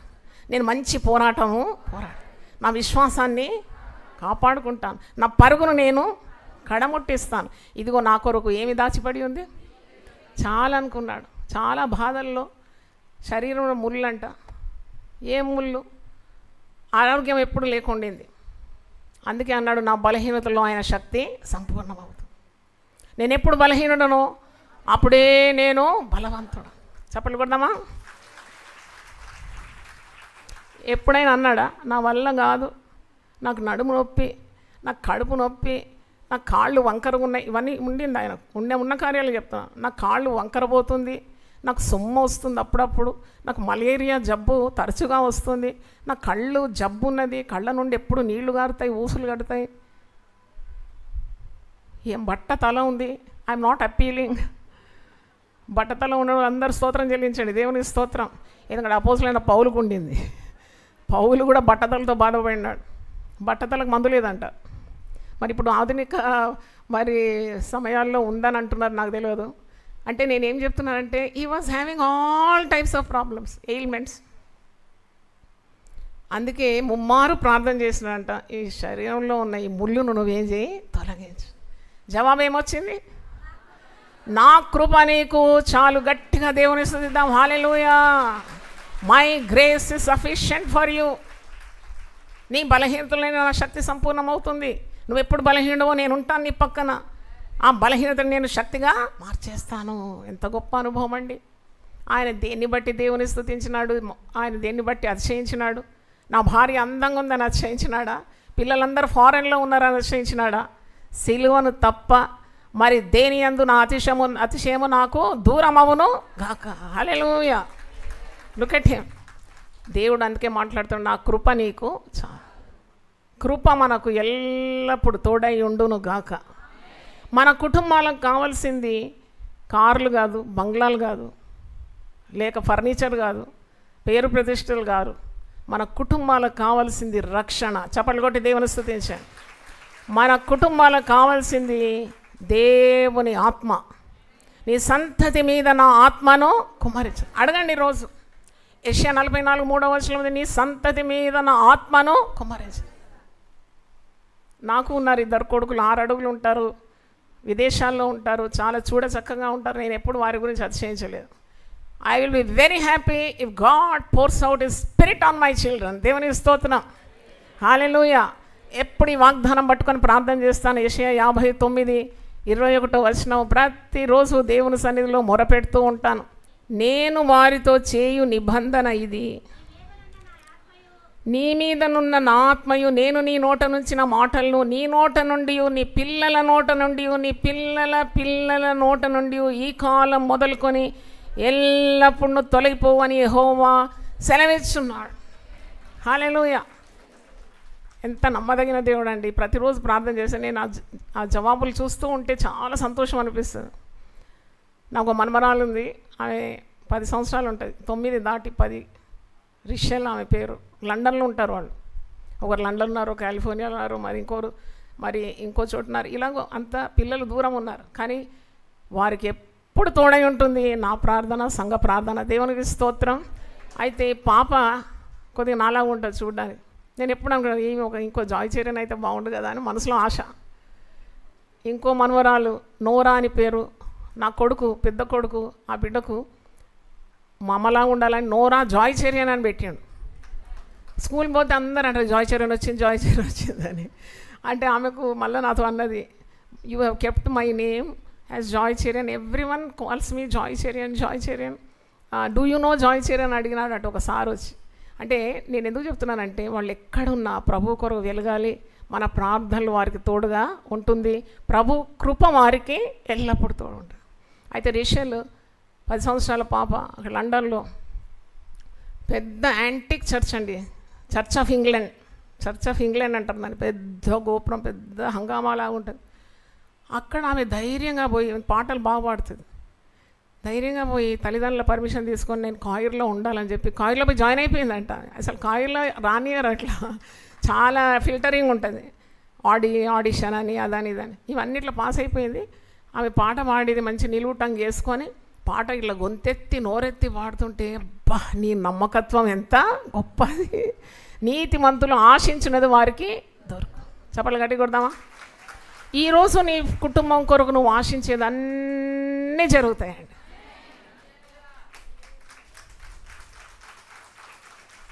మేము ఆశిస్తే కదా నన్ను చూస్తున్నారు మీరు. ఆశ లేనివాడు ఆశీర్వదింపబడ్డాడు. ఆశీర్వాదానికి మూల పదం ఏంటి? ఆశ. నీకు ఆశ ఉండాలి. నీ ఆశ భంగము కానేరదంట. నీ కోరికను సిద్ధింపజేసి నీ ఆలోచన యావత్తును సఫలపరుస్తాడు. నువ్వు దేవుని బట్టి సంతోషిస్తే ఆయన నీ హృదయ వాంఛలను తీరుస్తాడంట. హల్లెలూయా. ఇన్ని ప్రశస్తమైన వాగ్దానాలు దేవుడు మనకి ఇచ్చినప్పుడు నేను అక్కడ పోతా, నేను పారిపోతా, నేను తల్లిగారింటికి వెళ్ళిపోతా, నేను ఇక రాను, ఇంకా రాను, ఇవన్నీ పిచ్చి మాటలు. ఇవన్నీ మూటగట్టి పెట్టండి. దేవుని వాగ్దానాలు ఎత్తి పట్టుకొని మీకు దేవుడు ఇచ్చిన చక్కని కుటుంబాలను కట్టుకోవడం నేర్చుకోవాలి. దేవుని స్తోత్రం. హల్లెలూయా. 11వ కీర్తనకు రండి. పునాదులు పాడైపోగా నీతిమంతుడు ఏమి చేయగలడు? అదే ఈరోజు వర్తమానం. కీర్తనలు 11. యెహోవా నరులను కనులారా చూస్తున్నాడు. యెహోవా సింహాసనమందు ఆసీనుడై ఉన్నాడు. కనులారా చూస్తున్నాడంటే నాకు ఎంత సంతోషమైంది. కొన్నిసార్లు ఎంత గుండెల్లో బాధ ఉంటుంది, గాయాలు ఉంటాయి. సేవ చేయడం అంత ఆషామాషి కాదు. ఒక స్త్రీగా నిలబడి మరి అది ఎవరితో పంచుకోవాలి నా బాధ దుఃఖం? నా దగ్గరకు వస్తారు కదా అందరు లైన్ కట్టి. మరి మీకు ఎప్పుడైనా ఆ తలంపు వచ్చిందా? అమ్మగారు ఎవరితో చెప్పాలి? అమ్మగారు ఎవరితో చెప్పాలి? నేను చెప్తున్నాను మీకు, దేవునితో చెప్పాలి. దేవునికి స్తోత్రం. ఆయన హృదయంలో ఆయన సన్నిధిలో నీ హృదయాన్ని ఏం చేయాలి? కుమ్మరించుకోవాలి. అయితే మరి ఆయన చూచే దేవుడు అనే మాట నాకు చాలా ఇష్టం. కనులార నరులను పరీక్షిస్తాడంట. నీ హృదయంలో ఉన్న వేదన, దుఃఖము, ఓటమి, భయము, భీతి, ఆందోళన ఆయన కనులార చూస్తున్నాడు. దేవునికి స్తోత్రం. నమ్మితే ఒకసారి హల్లెలూయా చెప్దామా? ఆయన కనులార చూసినాడు నీ బాధ, నీ వ్యధ, నీ వేదన.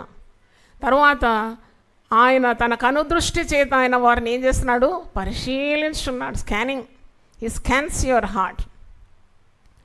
నీలో దాగి ఉన్న బాధలన్నీ ఆయనకు తెలుసు. నీ మూలుగుల శబ్దం ఆయన చెవిలోకి వస్తుంది. కొన్నిసార్లు నేను అనుకుంటాను, నేను ఎప్పుడు ప్రార్థన చేసినా నీ జవాబు చూస్తున్నానేంటి? నేను అంతగా ప్రార్థన ఏం చేయలేదు కదా అంటే, నా గుండెలోని మూలుగులు, ఆ ధ్వని ఎవరు విన్నారు? దేవుడు విన్నాడు. అందుకే నాకు ప్రతిఫలము వచ్చింది. పెదవులతో నేను పెద్ద ఆర్భాటంగా చేయలేదేమో, కానీ ఆ గుండెలో ఉన్న మూలుగు, తల్లిదండ్రుల గుండెలో ఉంటుందండి మూలుగు. నా పిల్లలు బాగుండాలి, నా పిల్లలకు మంచి ఉద్యోగాలు కావాలి, నా పిల్లలు చక్కగా చదువుకోవాలి, నా పిల్లలు పాపంలో పడకూడదు, నా పిల్లలకు మంచి సంబంధాలు రావాలి, మాకు ఆర్థికలేమి కొట్టివేయండి, మాకు సర్వ సమృద్ధి కావాలి, మా కుటుంబంలో ఉన్న ప్రతి ఒక్కరూ రక్షణ పొందాలి. నరులను చూసే దేవుడు.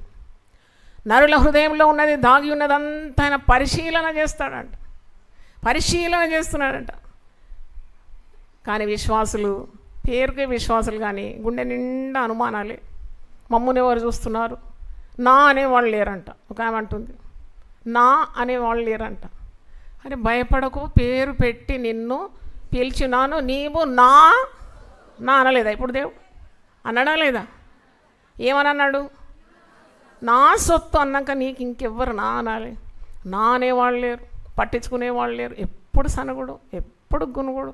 ఎవరు పట్టించుకోవాలి? నేను దేవుడే పట్టించుకుంటాడని వాక్యం ఎంత స్పష్టంగా ఉంది. ఆయన తన కనుదృష్టి చేత ఆయన వారిని పరిశీలించున్నాడు. ఆయన నరులను కనులారా చూస్తున్నాడు. తర్వాత 5వ వచనం, యెహోవా నీతిమంతులను పరిశీలించు. నీతిమంతులను పరిశీలిస్తాం. రోగం వస్తే వైద్యం దగ్గర పోతావు, స్కానింగ్ అంటారు, అదంటారు, ఇదంటారు. ఆఖరికి నీకు ఎన్నో రోగాలు ఉన్నాయని బయలుపరుస్తారు. కానీ రోగ నివారణ ఎవరు చేయాలి? దేవుడే చేయాలి. Doctors treat but God cures. డాక్టర్లు వైద్యం ఇస్తారంట, మందులు ఇస్తారంట, కానీ స్వస్థత ఎవరివ్వాలి? దేవుడే ఇవ్వాలి. నిన్ను స్వస్థపరచు యెహోవాను నేనే. హల్లెలూయా. అయితే ఇంకో మంచి మాట, నీతిమంతులను ఆయన పరిశీలిస్తాడు, దుష్టులను బలాత్కారాసక్తులను ఆయనకు అసహ్యులు. దుష్టత్వం ఎప్పుడు చేయదు, అబద్ధం ఎప్పుడు ఆడదు. కుటుంబంలో అబద్ధం ఉంటే మీ కుటుంబాన్ని రాణించేది ఎవరో కాదు, అబద్ధములకు జనకుడైన సాతానుడు ఏళ్తాడు మీ కుటుంబం. జాగ్రత్త, అబద్ధాలు ఆడద్దు తల్లులారా, తనులారా. దొంగతనం అంతకంటే చేయదు. ఆఫీస్లో ఉన్నాయి తీసుకురాకండి, దాని వెంబడి శాపం కూడా ఇంటికి వస్తుంది. పేపర్లు, వైట్ పేపర్లు, స్టేప్లర్లు, పంచులు ఇవన్నీ తీకరండి. వాటితో పాటు ఏమొస్తుంది మీ ఇంటికి? శాపం. మీ ఇల్లు శాపంతో ఉండాలా, ఆశీర్వాదాలతో ఉండాలా? ఆశీర్వాదాలు కావాలంటే నీతిమంతులుగా ఉండాలి, హృదయశుద్ధిని ప్రేమించాలంట.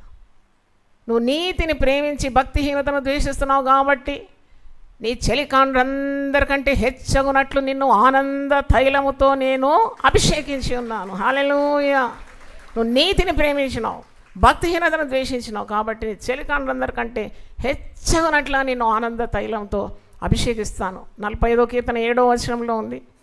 అవును, నీవు భక్తిహీనతను వదిలిపెట్టాలి, నీ కుటుంబం బాగుపడాలంటే. తల్లులారా, తండ్రులారా వినండి, మోసంతో తెచ్చే ఏ సొమ్ము నీకు దీవెనకరంగా ఉండదు. అబద్ధం ఆడకూడదు. వైట్ లైన్స్ అంటారు చాలామంది, ఇది కుటుంబానికి కీడు. ఎవ్వరికి ఏమీ ద్రోహం కాదు కదా ఈ అబద్ధం ఆడితే. నువ్వు ఎంత పెయింట్ వేసినా అబద్ధము అబద్ధమే, అది నీకు మేలు చేయదు, అది కీడు చేస్తుంది. నువ్వు అబద్ధం ఆడినప్పుడెల్లా సాతానునికి సన్నిహితుడవు. వాడు అబద్ధికుడు, అబద్ధములకు జనకుడు, ఫాదర్ ఆఫ్ లైస్. అబద్ధమాడి పెళ్లి చేస్తావా? అబద్ధమాడి ఇల్లు కడతావా? రెండిట్లో ఓడిపోతావు నువ్వు. అబద్ధమాడి కట్టిన ఇల్లు అమ్ముకుంటావు అప్పు తీరక. అబద్ధమాడి పెళ్లి చేస్తావు, పెళ్లి పెటాకులు అయిపోతుంది. జాగ్రత్త. దేవుడు సత్యవంతుడు. సత్యమునకు విరోధంగా విశ్వాసి ఎప్పుడు అబద్ధమో ఆడకూడదు. ఎందుకు అబద్ధం ఆడాలండి? What is the need? నన్ను ఎవరైనా ప్రశ్న అడుగుతారు, ఎస్ అంటే ఎస్, నో అంటే నో అంటాను నేను. అంతే, నా లైఫ్ స్టైల్ అది. నేర్చుకున్నాను వాక్యం నుండి. ఎందుకంటే నేను అబద్ధం ఆడినప్పుడు దేవుని సన్నిధి నన్ను వదిలిపోతుంది. ఏం లాభం నాకు? దానివల్ల ఒరిగేదేముంది? I do not want to lose the presence of God with me. హల్లెలూయా. దేవుని సన్నిధి నీతో ఉండాలి, పిల్లలతో ఉండాలి, నీ భార్య భర్తతో ఉండాలి, కుటుంబంలో ఉండాలంటే దేవుని నియమాలు పాటించాలి, దేవుని వాక్యాన్ని గైకొనాలి. అయితే 6వ వచనం, దుష్టుల మీద ఆయన ఉరులు కురిపించును, అగ్నిగంధకములను, వడగాలియు వారికి పానీయ భాగమగు శిక్ష. That indicates God's wrath on people who disobey. కాబట్టి దేవుని మాటను అంగీకరించి గైకొని భయపడి, ఎవడు దీనుడై నా మాట విని వణుకుచున్నో వానినే నేను దృష్టిస్తున్నాను. ద్వితీయోపదేశకాండం 28:14 ఉంది. వాడు తలగా ఉంటాడంట, తోకగా ఉంటాడంట. వాడు పైవాడిగా ఉంటాడంట, క్రిందివాడుగా ఉంటాడంట. హల్లెలూయా. పైకి పోవాలంటే లంచాలు ఇవ్వాలండి. పిల్లోడు పాస్ కావాలంటే లంచం. అక్కడ పోయి బోర్డులో ఎవరికన్నా ఇట్లా లంచం ఇచ్చేస్తే ఈయనకి ఫస్ట్ క్లాస్ మార్కులు ఇస్తారు. ఎందుకండి? ఆయన నరులను ఏం చేస్తున్నాడంట? పరిశీలిసి. జాగ్రత్త. ఆయన కన్నులు నీ మీద ఉన్నది. నువ్వు వంకర టింకర పనిచేసి నీ పిల్లల పైకి తేలేవు. యథార్థవంతుల త్రోవ రాజమార్గం. యథార్థవంతులు కానీ ఏ మేలు చేయక మానడు. వంకర బుద్ధి తొలగించుకోవాలి మొదట. ఇలాంటి ఫ్యామిలీ రిట్రీట్లు వచ్చి దేవుని వాక్యం సూటిగా మీ గుండెలోకి చూసుకొని పోతుంది. ఒక సర్జరీ జరుగుతుందన్నమాట. ఇప్పుడు ఇన్ని గంటలు సర్జరీ, ఇన్ని గంటలు ఓపిక పట్టండి. మరి పోవాల్సినవి పోతాయి, కావాల్సినవి ఉంటాయి. ఏవేవి కావలయునో, ఆహా ఏవేవి పోవలయునో, ఏవేవి కావలయునో, ఆహా ఏవేవి పోవలయునో, అది ఎత్తి చూపే గ్రంథము, సత్యవేద గ్రంథము, చదువా చక్కని గ్రంథము, సత్యవేద గ్రంథము, చదువా చక్కని గ్రంథము, అది చదువు వారే ధన్యులు, సత్యవేద గ్రంథము. హల్లెలూయా. ఆఖరికి 7వ వచనం చాలా ప్రాముఖ్యమైంది. కీర్తనలు 11:7, పునాదులు పాడైపోగా నీతిమంతులు ఏమి చేయగలరు? 7వ వచనంలో ఉంది, యెహోవా ఎలాంటి వంతుడు? నీతిమంతుడు. హల్లెలూయా. మనము దేవుని బిడ్డలమైతే మనం ఎవరం? గట్టి చెప్పండి. సైతాను ఓడాలి ఈరోజు. ప్రతి గుండెలో ఉన్న భూతం, దయ్యం, చీకటి శక్తి కాలిపోవాలని ప్రార్థన చేసి వచ్చిన. పాపానికి ప్రేరేపించే చీకటి శక్తి కాలిపోనుగా కానీ ప్రార్థన చేసి వచ్చినాను. తప్పుదోవను పట్టించి వంకర మార్గలు తిప్పి దేవుని బిడ్డలను భ్రష్టులుగా చేసి సాతానుడు కూలిపోవాలని, వాని పన్నాగాలని పడబంచలు కావాలని ప్రార్థన చేసి వచ్చినాను. దేవుని స్తోత్రం. హల్లెలూయా. హల్లెలూయా. నీతిమంతులు, మరి మనకిచ్చిన ఈ నీతిమత్వం యేసు చాలును. నీతిమంతునికి యేసు చాలును. మనం పాడతాం, యేసు చాలును. ఎందుకంటే 1 కొరింథీ 1:31 నేను ఈరోజు పరిశుద్ధాత్ముడు గుర్తు చేసినాడు, నువ్వు చాలినవాడు ప్రభువా, నువ్వు నా సమస్యలకు పరిహారివి నీవే, నీవే నా పరిష్కారివి.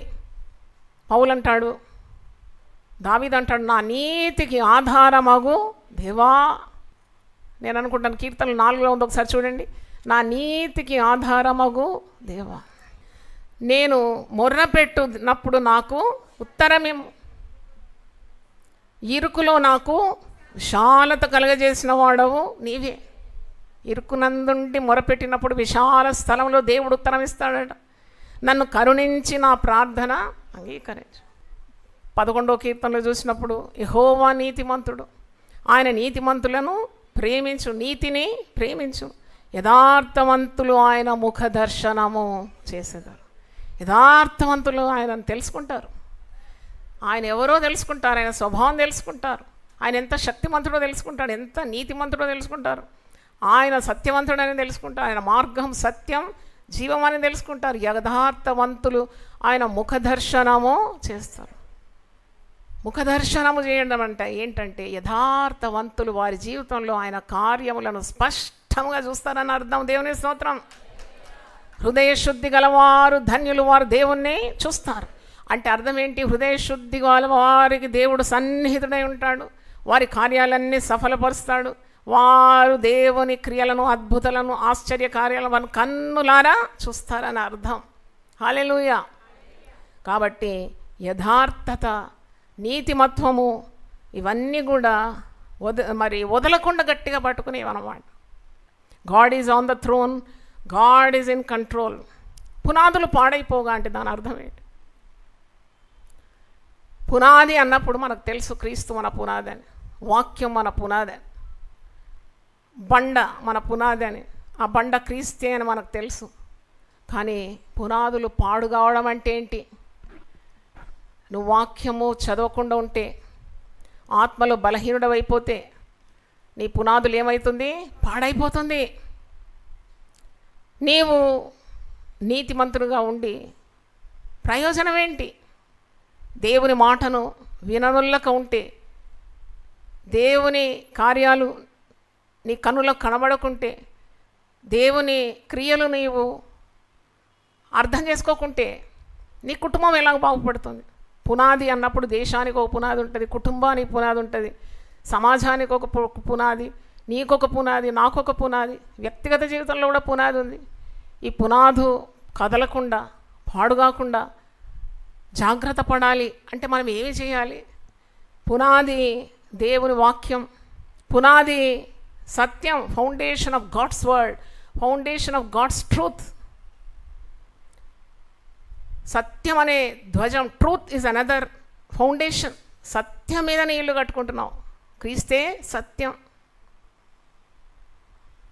ఇల్లు చూడడానికి పోయినాను, ఒక మంచి ఇల్లు కావాలి, కొద్దిగా ఇరకటంగా ఉంది, సేవ ఎక్కువైపోతుంది కదా చూస్తే. మొట్టమొదట వాళ్ళు అన్నారు, అమ్మ దీనికి కొద్దిగా వాస్తు దోషం ఉన్నదని. నాకు అదే కావాలన్నాను. ఎందుకంటే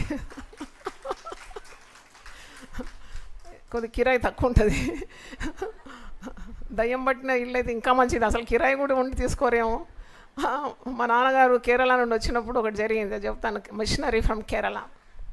అమ్మ నాన్న యవనస్తులు, వాళ్ళకు అన్నీ వదిలిపెట్టి వచ్చినారు, కిరాయి కడతానికి డబ్బు లేదు కాబట్టి వెతుకుతున్నారు, ఏది దొరకడం లేదంట. ఇక్కడ రామ్కోట్ దగ్గర పెద్ద ఇల్లు, పెద్ద ఇల్లు, కానీ ఎవ్వరు కిరాయిదారులు వస్తలేరంట. ఎందుకంటే అక్కడ దయ్యాలు స్పష్టంగా గిన్నెలు ఎత్తేస్తాయంట, మనం పెట్టిన సామాన్లు పెట్టిన దగ్గర ఉండవట, అన్ని కింద ఎత్తేస్తాయంట, చాలా రోత చేసేస్తుందంట, కిచెన్ కానీ డ్రాయింగ్ రూమ్ అంతా. అయితే మా నాన్న ఇల్లు వెతుక్కుంటూ పోతున్నాడు బైబిల్ పట్టుకొని. పోతుంటే ఈ పెద్ద ఇల్లు కనబడ్డది. నాన్నగారు ప్రార్థన చేసినారు, ఈ పెద్ద ఇల్లు అయితే సేవకు సరిపోతుంది, పెద్ద హాల్ ఉన్నది, కనీసం 100 మంది పడతారు, ఇది నాకు చాలా సరిపోయింది ప్రభు అని ప్రార్థించినాడు. కానీ కిరాయి వాడు ఎంత అడుగుతున్నాడు ఆ దినాల్లో, దాదాపు 50-60 ఏళ్ల క్రితం కిరాయి ఎంతనో తెలియదు, ఇవ్వడానికి స్తోమత లేదు. విశ్వాస జీవితం, ఏం జీవితం అంట? ఫెయిత్ లైఫ్ అంటారు. అప్పుడు ఫెయిత్ లైఫ్ ఇంటి గుమ్మం దగ్గర రాసి పెడతారు, ఫెయిత్ లైఫ్ అనే బోర్డు ఉంటుంది. అంత విశ్వాసం ద్వారానే బ్రతకాలి. బంధువులందరూ గొప్పవాళ్ళు కానీ వాళ్ళ దగ్గర అడగరు, చేతులు జాపి నాకు ఇంత పంపు, నా పిల్లల ఫీజులు కట్టాలి, మాకు ఖర్చులకు కావాలని అడగరు అంటారు. అయితే ఓనర్ను కలిసినాడంట. ఓనర్ను కలిసినప్పుడు, మరి మీరు ఇద్దరు అమ్మ నాన్న 4 పిల్లలు ఉన్నారు, అప్పుడు నేను ఇంకా పుట్టలేదేమో, అయితే మరి పిల్లలు భయపడతారయ్యా, ఇది చాలా దయ్యం చాలా బాధ పెడుతుంది, సైతాన్ వచ్చేస్తుంది రాత్రిపూట తిరుగుతుంది, నాకు అదే ఇల్లు కావాలన్నాడంట మా నాన్నగారు. అయితే మరి ఎంతో ఖరీదైన మరి ఆ ఇల్లు నాన్నగారికి, అంత పెద్ద ఇల్లు, 4-5 బెడ్రూమ్స్, పెద్ద హాలు, రాజమహల్ లాగా ఉంది, 70 రూపాయలకి ఇచ్చేసాడంట. చూడండి, దేవుని బిడ్డలు ఎక్కడున్నా కానీ ఎంత లాభం. దైవభక్తి వలన గొప్ప లాభము, గట్టిగా చెప్పండి, దైవభక్తి గొప్ప లాభసాధకమై ఉన్నది. హల్లెలూయా. 70 రూపాయలు మా నాన్నగారు ఆ ప్రాంతంలో గొప్ప గొప్ప సేవలు చేసినాడు. దేవునికి స్తోత్రం, హల్లెలూయా. అమ్మ నాన్న ఇద్దరు రాత్రి కాగానే ప్రతి రూమ్కి వెళ్ళి సాతాన్ని ఏం చేసేదంట, బంధించి పారద్రోలేదు. వారు సుఖంగా నిద్రపోయేదండి. వాళ్ళు ఏమీ లేదు దయ్యపు కార్యాలు. ఎక్కడ తెలుసండి దేవుని బిడ్డ దగ్గర దయ్యపు శక్తులు? మరి మనకి ఇచ్చిన నామము యేసునామం, అన్ని నామముల కంటే పైనామం, ప్రతి మోకాలు వంగి నామం, ప్రతి నాలుక మహిమపరిచిన. ఈ నామంలో దయ్యములు ఏం చేస్తాయి? వణికిపోతాయి. అయితే వారు కలకాలం అక్కడ గొప్ప సేవలు అందించినారంట. మరి అందుకే మనము భయపడరాదు. We are depending, our foundation is God's word, our foundation is cross, our foundation is the name of God. దేవుని నామము, సిలువ శక్తి, పునరుద్ధాన బలము, వాక్యపు శక్తి, పరిశుద్ధాత్మ శక్తి. ఎంత మంచి పునాది! చప్పట్లు కొడతారా? ఈ పునాది క్రీస్తే మన పునాది. ఈ పునాది మీద మన గృహాలు కట్టుకుంటే గాలి రాని, వాన రాని, వరద రాని, సునామీ రాని, తుఫాను ఇంటి మీద కొట్టిన ఇల్లు పడదు. ఇల్లు పడదని చెప్పండి. మత్తయి సువార్త 7వ అధ్యాయం 24 నుండి 26 వచనంలో ఉంది మాట. యేసు ప్రభు కొండ మీద ప్రసంగంలో చెప్పిన అద్భుతమైన మాట. కుటుంబాలు ఏ విధంగా కట్టుకోవాలని, పునాది ఏ విధంగా ఉండాలని. పునాది పాడైపోతే నీతిమంతుడు ఏమీ చేయగలుగుతాడు? ఒక బుద్ధి లేని వాడు కూడా ఇల్లు కట్టినాడు. ఎక్కడ కట్టినాడు? ఇసుక మీద కట్టినాడు. పునాది సరిగా లేదు. పెట్టుబడి ఒకటే, బుద్ధిమంతుడు ఒకటే పెట్టుబడి, బుద్ధి లేనివాడు కూడా అదే పెట్టుబడి పెట్టినాడు. అదే డిజైన్లో కట్టినాడు. మనం ఎక్కడైనా ఇల్లు చూస్తే ఇదే డిజైన్లో నాకు కావాలంటాం కదా, అట్లనే బుద్ధి లేని వాడు కూడా అనుకున్నాడంట. బుద్ధి గలవాడిని చూసి ఇదే ప్యాటర్న్లో నేను కట్టుకుంటా, ఇన్ని గదులు ఉండాలి, ఇన్ని డ్రాయింగ్ రూమ్ ఉండాలి, ఇంత లాంజ్ ఉండాలా, బ్యాక్ యార్డ్ ఉండాలా, మరి పూల తొట్లు పెట్టుకోవడానికి నాకు స్థలం, అన్నీ ఆ వైజ్ మ్యాన్ కట్టినట్టే డిజైన్ వేసి ప్లాన్ చేసినాడు. కానీ ఎక్కడుంది తేడా? తేడా ఎక్కడుందండి? పునాది మీద ఉన్నది తేడా. ఇంటికంటే ముఖ్యం ఏది? ఒకడు ఇసుక మీద కట్టినాడు. పెట్టుబడి ఒకటే, ప్లాన్ కూడా ఒకటే, డిజైన్ ఒకటే, బుద్ధిమంతుడు కట్టినట్టే కట్టినాడు. తేడా ఎక్కడ కొట్టింది? పునాది. బండ మీద ఉన్న పునాది, క్రీస్తును పునాదిగా చేసుకున్నాడు. ఆ ఇల్లు హల్లెలూయా. ఇసుక మీద పెట్టుకున్నాడు. ధనమే సమస్తం అనుకున్నాడు. పలుకుబడి కావాలనుకున్నాడు. నలుగురితో మరి పరిచయం కావాలనుకున్నాడు. నాకు రాజకీయ నాయకులు తెలిసి ఉండాలనుకున్నాడు. ఈ లోక భోగం వైపు వెళ్ళినాడు. నేత్రాశ, జీవపు డంభము, లోకాశ, శరీరీచ్ఛలు, వీటి మీద పునాది వేసుకున్నాడు. ఏది పడ్డది, ఏది పడలేదు? ఎక్కడుంది పునాది? బండ మీద. ఏం పునాది ఎక్కడుంది? ఎవడు బుద్ధిమంతుడు, ఎవడు బుద్ధి లేనివాడు? ఇప్పుడు నువ్వు ఆలోచించాలి, నీ పునాది ఎక్కడుంది? యేసు నీకు పునాదిగా ఉండాలి. నీ ఇల్లు పడదు, పునాది పడిపోతుంది నీ కుటుంబం. మరి నీతిమంతుడు ఏమి చేయగలుగుతాడు? చూడండి, మీ చుట్టూ చూసినప్పుడు ఎంత అన్యాయం జరుగుతుందండి, ఎంత అన్యాయం జరుగుతుంది. మంచివారికి శిక్షలు, మరి తీర్పులు, మరి అక్రమము, బాధ, అన్యాయం అండి. చుట్టుముట్టు చూస్తే నాకు నిన్న కూడా అనుకున్నాను నేను, ఒక స్త్రీని పురుషుడు పాపం దినమంతా పాచి పనులు చేసి వస్తుందంట. 4 పిల్లలు ఏమంట, 4 2 నాకు మర్చిపోయాను. ఈమెను వాడు ఆమె చున్నీతోనే గుంజ గట్టి 4 తీసుకొచ్చి కొట్టిపించినాడండి. భార్య అంటే ఇంతేనా? భార్య అంటే విలువలేదా? నీ పిల్లలకు తల్లి కాదా? అన్ని చెడ్డ మాటలు, బూతులు, పైగా శరీరం అంతా దున్నేసినాడు. కొట్టి చున్నీతో కట్టేసినాడు. కాళ్ళు చేతులు చెట్టుకు కట్టేసినాడు. వెంటనే నేను జాయ్ చీరని మర్చిపోయిన ఒకలాంటి ఆవేశం వచ్చింది. నన్ను ఎందుకు నువ్వు ఒక ఐపీఎస్ ఆఫీసర్ చేయలేదు? మన తాటా తీస్తుంటే కదా అనుకున్నా. కొట్టకండి, ఐపీఎస్ ఆఫీసర్ కంటే గొప్పదాన్ని. ఇప్పుడు ఐపీఎస్ ఆఫీసర్ నా దగ్గర వస్తారు. అది కాదు గొప్పతనం. అప్పుడు పరిశుద్ధాత్ముడు నాకు బోధిస్తున్నాడు, ఐపీఎస్ ఆఫీసరా, అప్పుడు నీ పవర్ చాలా లిమిటెడ్గా ఉంటుంది. పరలోకంలోనూ భూలోకంలోనూ నాకు సర్వాధికారం ఇవ్వబడింది. నువ్వు నా బిడ్డవు. హల్లెలూయా. నాకు ఇచ్చిన అధికారం నీకు ఇవ్వలేదా? నువ్వు ప్రార్థన చేయి, ఇటువంటి వారి కొరకు ప్రార్థన చేయి. పునాదులు పాడైపోతే నీతిమంతుడు ఏం చేయాలా? ప్రార్థన చేయాలా. విజ్ఞాపన చేయాలి, నీ దేశం కొరకు ప్రార్థన, కన్నీళ్ళు, ఉపవాసం చేయాలి. నాకు నేర్పించినాడు నిన్నటి రోజు. చూడు, ఒక భార్య భర్తను ముక్కలు ముక్కలు చేసిందంట. ఏంటిది?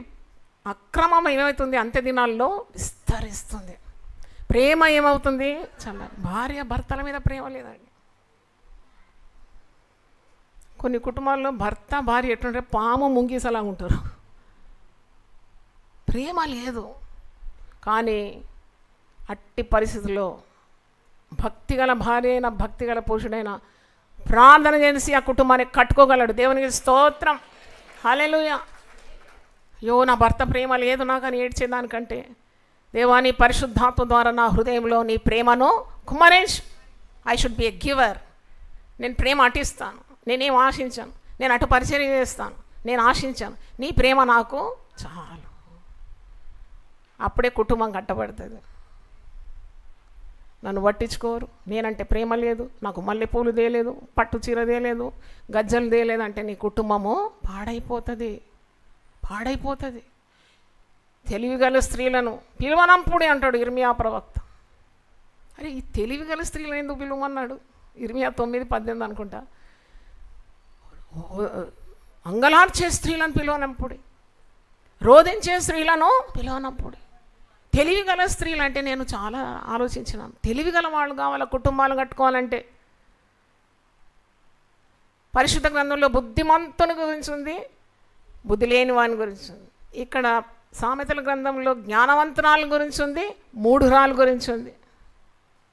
జ్ఞానవంతురాలు ఏం చేస్తుంది? కట్టుకుంటుంది ఇల్లు. మూఢురాలు ఏం చేస్తుంది? ఉన్న ఇల్లు ఏం చేస్తుంది?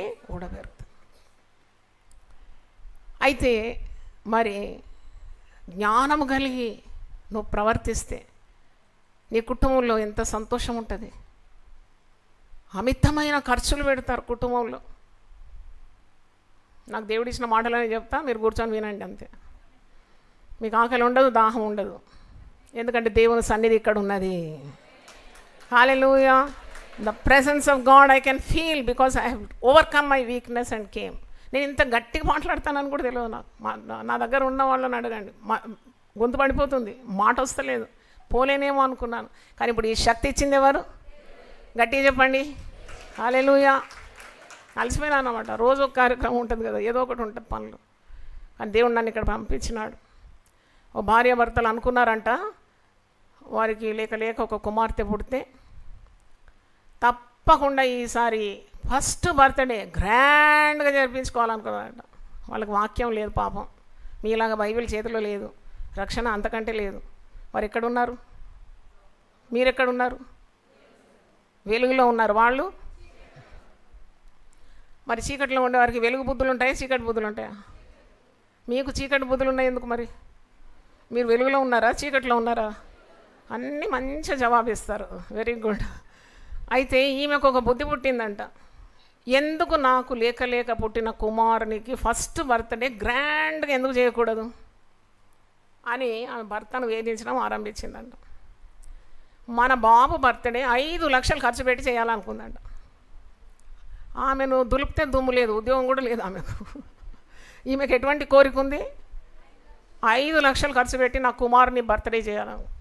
ఆయన అన్నాడంట, అమ్మ ఎక్కడి నుండి తేవాలా 5 లక్షలు?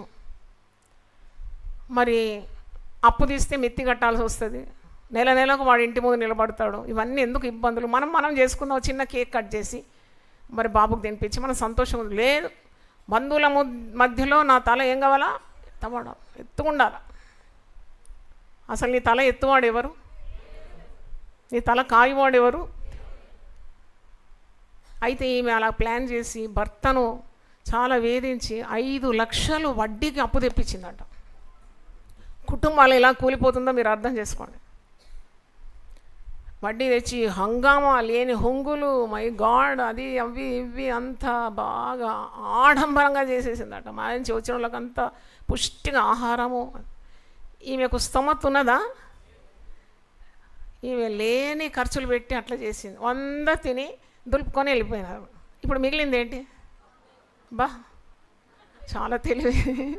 అప్పు మిగిలింది. అప్పు మాత్రం కాదు, నెల నెలకు ఏం కట్టాలా? ఎత్తి కట్టాలా. సుఖాసక్తి గల స్త్రీలారా దేవుని మాట వినండి. తెలియలేని స్త్రీలారా మీరు దేవుని మాట వినండి. నేను పరిశుద్ధ గ్రంథంలో ఉన్నదనే చెప్తున్నాను. నా మీద కోప్పడి లాభం లేదు. నేను మైండ్ కూడా చేయను. మీ కోపం వచ్చినా నాకు మైండ్ లేదు. మీరు నన్ను ప్రేమించినా నేను పట్టించుకోను. నాకు ప్రభు ప్రేమ చాలు. మీరు నన్ను ప్రేమిస్తారని నాకు తెలుసు, గ్రాంటెడ్. ప్రార్థన కూడా చేస్తారని తెలుసు. అయితే ఈమె ఏం చేసిందంటే చాలా ఆడంబరం చేసి ఆ మిత్తి ఆ అప్పు కట్టలేక ఆ హస్బెండ్కు మరి గుండెపోటు వస్తుందంట, కృంగిపోతున్నాడంట. ప్రతిరోజు వస్తున్నారు. మరి ఆ జీతం అంతా మిత్తి కట్టడానికే సరిపోతుంది. అస్సలు అట్లనే మిగిలింది. చూడండి తెలివిలేని స్త్రీలు ఎట్లా ఇల్లు కాపురం పడగొట్టుకుంటారు. భర్తకు లేని ప్రేరణ ఇచ్చింది. తర్వాత ఏం చేసిందంటే మళ్ళీ ఒక సంవత్సరం అంతా సమాధానమేనంట. ఇంటిలో కొట్లాడుకుంటారు కదా భార్య భర్తలు. నువ్వు చేసినందుకే ఇట్లా అయింది. మొగాయన అంటాడు పురుషుడు. స్త్రీ ఏమంటుంది? నీదే తప్పు. పిల్లలు పాడైతే ఎవరు తప్పు? ఏం ఎరగనట్టు కూర్చున్నారు ఇక్కడ. రోజు కొట్లాడతారు కదా. నాకు తెలియదు అనుకున్నారా? 3వ ప్రపంచ యుద్ధం కంటే ఘాటుకుంటుంది మీ కొట్లాటలు. నువ్వే చేసినావు అని అంటారు. నీ ద్వారానే పిల్లలు పాడైపోయినారంట. నువ్వే దారి తప్పినావు అని ఏమంటుంది. లేదు నువ్వే పట్టించుకోవడం లేదు ఇలా. కానీ లాభం ఏమైనా ఉందా? ఏమైనా ఉందా అండి లాభం? ఏం లేదు. అయితే ఇక్కడైతే వాక్యం కూడా లేదు, వారికి చెప్పేవాళ్ళు కూడా లేరు ఇలా. అయితే మరుసటి సంవత్సరం ఆమెకు ఇంకా ఆమె పొగరు తగ్గలేదు. ఆమె అంటుందంటే ఈసారి కూడా మనం సెకండ్ బర్త్డే కూడా పోయినసారి ఎట్లా చేసినామో అట్టనే చేద్దామన్నదంట. ఇది పేపర్లో వచ్చిందండి, మీరు చదవలేదేమో. పోయిన సంవత్సరం చేసినట్టే మనం చేయాలనుకుందంట. అయ్యో పోయినసారి చేసినదే అప్పు తీరలేదు, ఇంకా నువ్వు అప్పు తెమ్మంటున్నావు, నేను ఎక్కడికి వెళ్ళి తేవాలి? లేదు నీ తల కుదవబెడతావో నువ్వు మరి ఏం కుదవబెట్టుకుంటావు. నాకైతే నా బిడ్డది బర్త్డే గ్రాండ్గా చేయాలనుకున్నాను. ఆయన మరి బాధ భరించలేక తట్టుకోలేకుండా మళ్ళా తెచ్చినట్టే ఇంకొక డైరెక్షన్ నుండి 5 లక్షలు. ఈయనకు ఉద్యోగం ఉంది కదా, తెచ్చి మళ్ళా గంభీరమైన బర్త్డే చేసినారంట. మళ్ళీ అందరూ చుట్టాలు పట్టాలు బంధువులు బలగాలు వస్తారు కదా. అన్నీ ఉన్నప్పుడు అందరు వస్తారు కదా. ఏం పాఠం నేర్చుకున్నారు మీరు. అయితే వచ్చిన అందరు తిన్నారు, మెక్కినారు, పోయినారు. ఏం మిగిలింది? ఈ అప్పు ఎవరు తీర్చాలా? చేసిన వాళ్ళు తీర్చాలి. మరి ఇప్పుడు మళ్ళా వస్తున్నారంట, మూగుతున్నారంట, బెల్లం చుట్టూ ఈగలన్నట్టు ఇట్లా వస్తున్నారంట. పొద్దున్న లేవగానే ఆయనకు నెమ్మది లేదంట.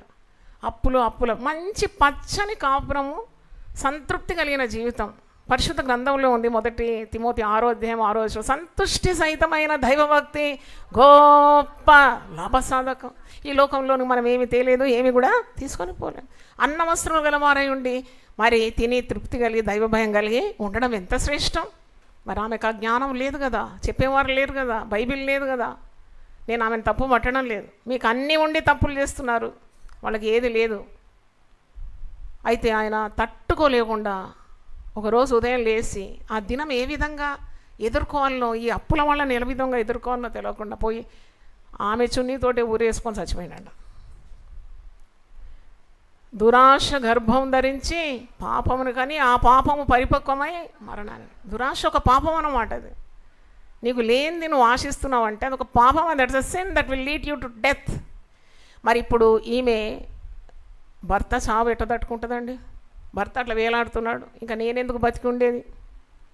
ఆయన చిట్టు రాసి పెట్టిండా, తీరని అప్పు బాధల్లో నేను తట్టుకోలేకుండా నా ప్రాణం అంతేస్తుంది, నువ్వు పాపను చూసుకో. ఏడ చూసుకుంటుంది, ఆమెకి ఏం ఒరిగిందని. ఇక ఆమె ఏం చేసిందంట, పురుగుల మందు ఈ 2 ఏళ్ల పాపకు దాగిపించి ఈమె కూడా దాగి ఆమె కూడా, ఇది జరిగిన ఘటన ఇది. ఆమె బిడ్డ కూడా తను జాలించినారంట. ఇప్పుడు ఈ కుటుంబము కట్టబడ్డదా పడగొట్టబడ్డదా? కుటుంబం అనేది ఉందా? ఇంకా లేదన్న. కుటుంబం ఎక్కడ ఉంటుంది? భార్య లేదు, భర్త లేడు, పిల్ల లేదు. చూడండి, ఇలాంటి పనులకు నిన్ను మరి ఈడ్చుకొని వెళ్ళేది ఏంటి? సాతాను. నువ్వు గమనించాలి. ఇది ఇలాంటి ప్రేరణ, ఇలాంటి ఆశలు, దురాశలు వచ్చినప్పుడు ఇది దేవుని దగ్గర నుండి వచ్చిందా, దయ్యం దగ్గర నుండి వచ్చిందా? ఇది నా కుటుంబాన్ని బాగు చేస్తుందా, నా కుటుంబాన్ని పడగొడుతుందా? ఆ విచక్షణ పొందుకోవాలి, వివేచన. వ్యర్థమైనవి చూడకుండా నా కన్నులను త్రిప్పివే. వ్యర్థమైన వాటిని అనుసరించే వానికి వచ్చే పేదరికం ఇంతంతా కాదు. వ్యర్థమైన వాటిని, అబద్ధములను నాకు దూరముగా ఉంచు. ఎందుకు ఈ వ్యర్థమైనవి? చూడండి, అదే డబ్బులు ఆమె ఏదైనా ఫిక్స్డ్ డిపాజిట్లు వేసుకుంటే పిల్లని ఒక డాక్టర్గా చూడవచ్చు, ఒక ఇంజనీర్గా చూడవచ్చు. కానీ చూడండి వాళ్ళ కుటుంబం అలాగ వినాశమైంది. కాబట్టి కుటుంబానికి పునాది ఎవరు? కుటుంబముకు పునాది యేసు మాటలు. పరిశుద్ధ గ్రంథంలో ఉన్న అమూల్యమైన సత్యాల ద్వారా నువ్వు కుటుంబాన్ని కట్టుకోవాలి. కుటుంబాలు విచ్ఛిన్నమైపోతుంది, కుటుంబాల్లో శాంతి లేదు. కానీ యథార్థవంతులైతే దేవుని యొక్క ముఖ దర్శనమును చూస్తారు. నీతిమంతులు ఏం చేస్తారు? పునాదులు పాడైపోగా నీతిమంతుడు ఏం చేస్తాడు? ఇప్పుడు చుట్టుముట్టు ఎన్ని సమస్యలు, నువ్వేం చేస్తున్నావు? నేను అడుగుతున్నాను, ఏం చేయగలుగుతావు? చార్ల్స్ కిర్క్ను చంపేసినారు, నువ్వేమన్నా చేసినావా? నేనేమన్నా చేసినానా? మనం చేయగలిగింది అంతేంటి? దేవా ఆ భార్యను కాపాడు, కుటుంబాన్ని కాపాడు. ఆయన విడిచి వెళ్ళిన సేవను భార్య కొనసాగించాలి. సత్యం కొరకు ధైర్యంగా నిలబడ. ఇంతే చేస్తాం మనం. చూడండి, అక్రమము ఎక్కడ చూసిన అక్రమం, ఎన్ని వింత వింత కార్యాలను చూస్తావు. పునాదులు పాడైంది, కానీ నువ్వేం చేస్తున్నావు? నీ బాధ్యత ఏంటి? అది నేను అడుగుతున్నాను. యేసు ప్రభు బిడ్డ అంటున్నావు, యేసు ప్రభు నీతిని కలిగి ఉన్నావు, పరిశుద్ధత కలిగి ఉన్నావు, విమోచన కలిగి ఉన్నావు, క్రీస్తు శక్తి నీ మీద ఉన్నది. కానీ ఏం చేయగలుగుతున్నావు? మనం చేయగలిగింది ఒకటే, ప్రార్థన చేయాలి, దేవుని వాక్యాన్ని వ్యాపింపజేయాలి. ఇది దుర్దినములు, అపాయకరమైన దినములు, గడ్డు రోజులు, దినములు చెడ్డవి అంటున్నాడు పౌలు. ఎఫెసీ 5వ అధ్యాయంలో అంటున్నాడు 15వ వచనంలో, దినములు ఎలాంటివంట? చెడ్డవి. అనేకుల ప్రేమ చల్లారిపోతుంది. బంధువుల మధ్య కూడా ప్రేమ లేదండి అసలు. చూస్తే కూడా ఒక హాయి చెప్పరు, అసూయతో నిండిపోతారు. మనల్ని ద్వేషించే వారిని ఎక్కడో వెతుక్కొని అవసరం లేదు, మన కుటుంబాల్లోనే ఉంటారు, పక్కనే ఉంటారు. మనం అంటే ఓర్చుకోలేరు. ఇలాంటి పరిస్థితుల్లో ఓటమి కాదు, మనం దేవునికి విధేయత చూపెట్టినప్పుడు మన సహనం, మన శక్తి, మన పోరాటం అది విజయానికి దారి తీస్తుంది. దేవునికి స్తోత్రం, హల్లెలూయా. మరి పరిశుద్ధ గ్రంథంలో ఒక మాట ఉంది, లెమ్ము తేజరిల్లు, చూడుము లోకమును ఏం గమ్ముతుంది? చీకటిగా అమ్ముతుంది. ఆ వచనం అయితే 100కి 100 ఇప్పుడైతే నేను చూడగలుగుతున్నాను. అగ్రరాజ్యాలంతా పాపము, మన భారతదేశంలో లేదని కాదు, ఎంత అక్రమం అండి. భార్యాభర్తలు స్కూటర్ మీద పోతే దుండగులు ఇట్లా వచ్చి వెనుకున్న భార్య మెడ మీద నుండి గొలుసు, అరే గొలుసు తీసుకో కావాలంటే ఇప్పిస్తారు, కానీ ఆమె ప్రాణంకి ఎందుకు ముప్పు? ఎత్తేసి పడేసి ఆమె స్కూటర్ మీద నుండి పడి ఆ గొలుసు పోయి ఆమె ప్రాణం పోయి, ఎంత బాధ అనిపిస్తుంది చూస్తున్నప్పుడు. అందుకే దేశము పాడవకున్నట్లు భక్తులు ఏం చేయాలంట? దేవునికి ప్రజల మధ్యలో నిలిచి ఏం చేయాలి? ప్రార్థన చేయాలి. నువ్వు దేశం మొదలుపెట్టు, కుటుంబం సంగతి ఏంటి? కుటుంబం పాడవుతుంది కదా, పిల్లలు దారి తప్పుతున్నారు కదా. చాలామంది కుటుంబాల్లో యవనస్తులు మాదక ద్రవ్యాలు తీసుకుంటున్నారు. మీకు తెలియదా సంగతి? మీరు తెలిస్తే కదా మీకు. బయట పోయి కాలేజీలో ఏం చేస్తున్నారో మీకు తెలియదు. పరిశుద్ధ గ్రంథంలో ఉంది, ఆమె తన ఇంటి వారి నడతలను ఏం చేస్తుంది? బాగా కనపడుతుంది. కయ్యానికి కలహాన్ని దిగదు, కన్నీళ్లతో ఏం చేస్తుంది? ప్రార్థన చేస్తుంది. ఆమె ఆడంబరంగా తిరగదు, తగ్గించుకుంటుంది దేవుని సన్నిధిలో. ప్రభువా నాకు ఒక కుటుంబం ఇచ్చినావు, పిల్లలను కానీ నేను సమాజానికి విడుదల చేసినాను, వారు సంఘ ద్రోహులు అవుతారా, సమాజ ద్రోహులు అవుతారా నాకు తెలియదు. నా బిడ్డలను రక్షించాలి, సాతాను కొరల్లో నుండి నా బిడ్డలను రక్షించాలి, రక్షణ వారికి దయచేయమని ఆమె గుండె కుంపటిగా మారకుంటే నువ్వు చూడరాని హేయ కార్యాలు చూస్తావు. నాకు ఆది దంపతులు ఆదాము అవ్వలు గుర్తొస్తున్నారు. ఆదాము దేవుడు చెప్పినట్టు విని, అవ్వ ఆదాము చెప్పినట్టు వింటే అక్కడ ఏదైనా బాధ కలిగేదా? కలిగేది కాదు. అందరూ అంటారు అవ్వ పాపం చేసింది, అవ్వ పాపం చేసింది. అంతకుముందు చదవండి, ఆదాముకు దేవుడు ఒక పని ఇచ్చాడు. ఈ తోటను నువ్వేం చేయాలి? కాయాలి. కాసిండా? ఏం చేసిండు? గుర్రు కొట్టుకుంటే నిద్రపోయిండండి. అది ఎవరు చెప్పారు మరి? ఆయన అట్లా నిద్రపోయిన, గాఢ నిద్రపోయినందుకే కదా ఈమె వెళ్ళి అధిక ప్రసంగం చేసింది. ఈమె వెళ్ళి సాతానుతో స్నేహము చేసింది. ఆయన కొద్దిగా మెలకువకుంటే ఏ ఎడిపోతున్నావు అని అడుగుతాడు. మీకు అడుగుతావేమో, మాకైతే అడుగుతారని. గుమ్మం దాటితే అడుగుతాడు ఎటు. అదే కదా భర్త పాలన, భర్త పని అది. ఈ భార్య పోయింది పక్కదారి గుండా. భర్త ఏం చేస్తున్నాడు? భర్త ఏం చేయమన్నాడు దేవుడు?